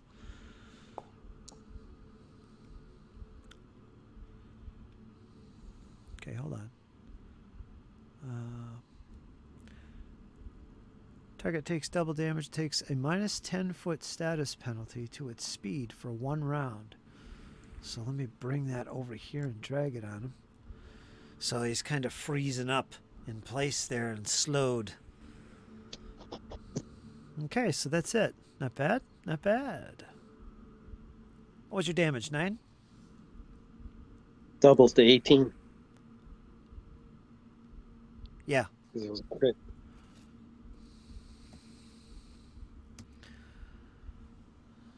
As it begins to freeze in place. And this battle is just starting. The heroes have descended the steps and immediately just walked into what seems almost like an ambush. Perhaps. Althea's been overcome, being attacked from the left and the right by these almost mindless acting creatures with big claws. They look like slugs. They got long bodies and they're just oozing their way towards Althea. But Althea seems to be holding her own, being helped by Agatha. And Sheppy, marvelous work with the fire there, I think is what you were laying on him, wasn't it? Yeah. And Arthurian weighing into him with that axe. So everybody did great in the first round. Awesome. And if you look at the creatures, I don't know if you can, but the gibbering mouther is considered injured, as are the 2 behind. So, good start. You guys are doing pretty good. Only Althea's Yeah, it been feels injured. good to be able to do damage. Yeah, how many rounds did we go with the first mouther we fought before we had to... Yeah, it was a very, very close fight. That was a long fight there. I think it was like 7 rounds. Yeah. If you look at the map, you can see that where the steps are, they're on the other side, and you can see the rail that kind of goes around. And if it wasn't for that rail, you'd easily fall into this, what could be an endless pit. So, yeah, it could be some tight quarters fighting here if you push on past the mouther. All right.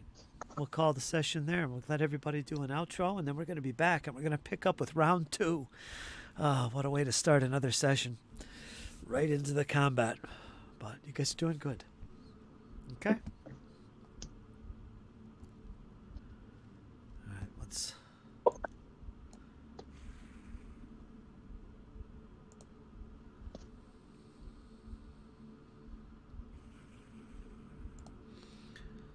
So, Kyle, go ahead and give us an outro and thoughts on this session so far. Oh, I'm bloody loving this. First roll with the new stats, unlock stats, 31. Oh yeah, baby, give it home, Timmy. I'm ready for it. And y'all have yourselves a good night, everybody. Thanks for watching. Big thank you to Fritz for hosting the session for us. A lot of good stuff going on here. We're just, I kind of feel like the party's been unleashed at this point. So we shall see what these poor enemies are about to have in store. Kyle's feeling pretty good. All right, awesome. Jesse, what do you think? Give us your outro. If you're there. Hey guys, another great session. Thanks for telling a great story. And yeah, it feels good to be doing damage again, because we've been having a rough go. And as always, to arms, my friends. Until next time. We'll see you. You bet. Rachel, number 1. Mhm. Um, I'm glad that we got to enter some sort of combat this session to stretch our legs as our level 5 selves.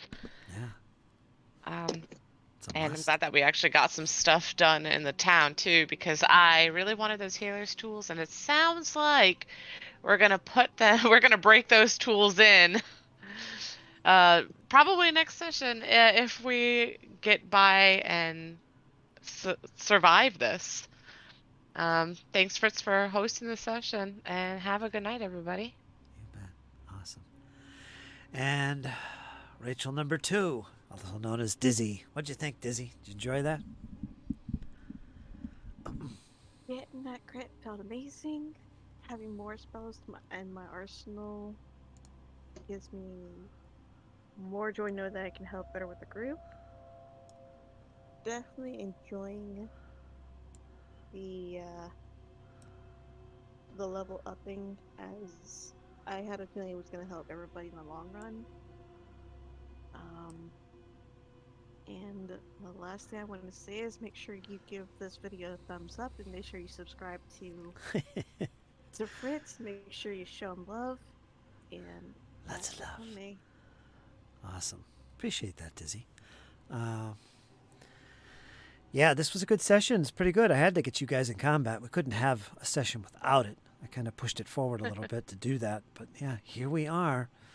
I had a lot of options for combat in front of me, but this is where it led. And next session should be good. Good stuff. It's good to see you guys accepting the level 5 bonuses. I don't know what that means, but yeah. Okay. Folks, we're going to be back next week, episode 50. That's going to be a good episode. 50 episodes in about a little over a year. And yeah, I'm looking forward to that. We'll see what the party of the companions do in this situation. Do they fall into the abyss? Oh no, Arthurian, don't! You just got that axe! No! God. We'll see what happens. As long as I take one of them with me, I don't care. Yeah, maybe that could happen. All right, folks, thanks for watching. We're going to see you again soon. Like, share, subscribe, and all that other nonsense. Until then, folks, you guys hang in there, because it's only going to get better. Take care.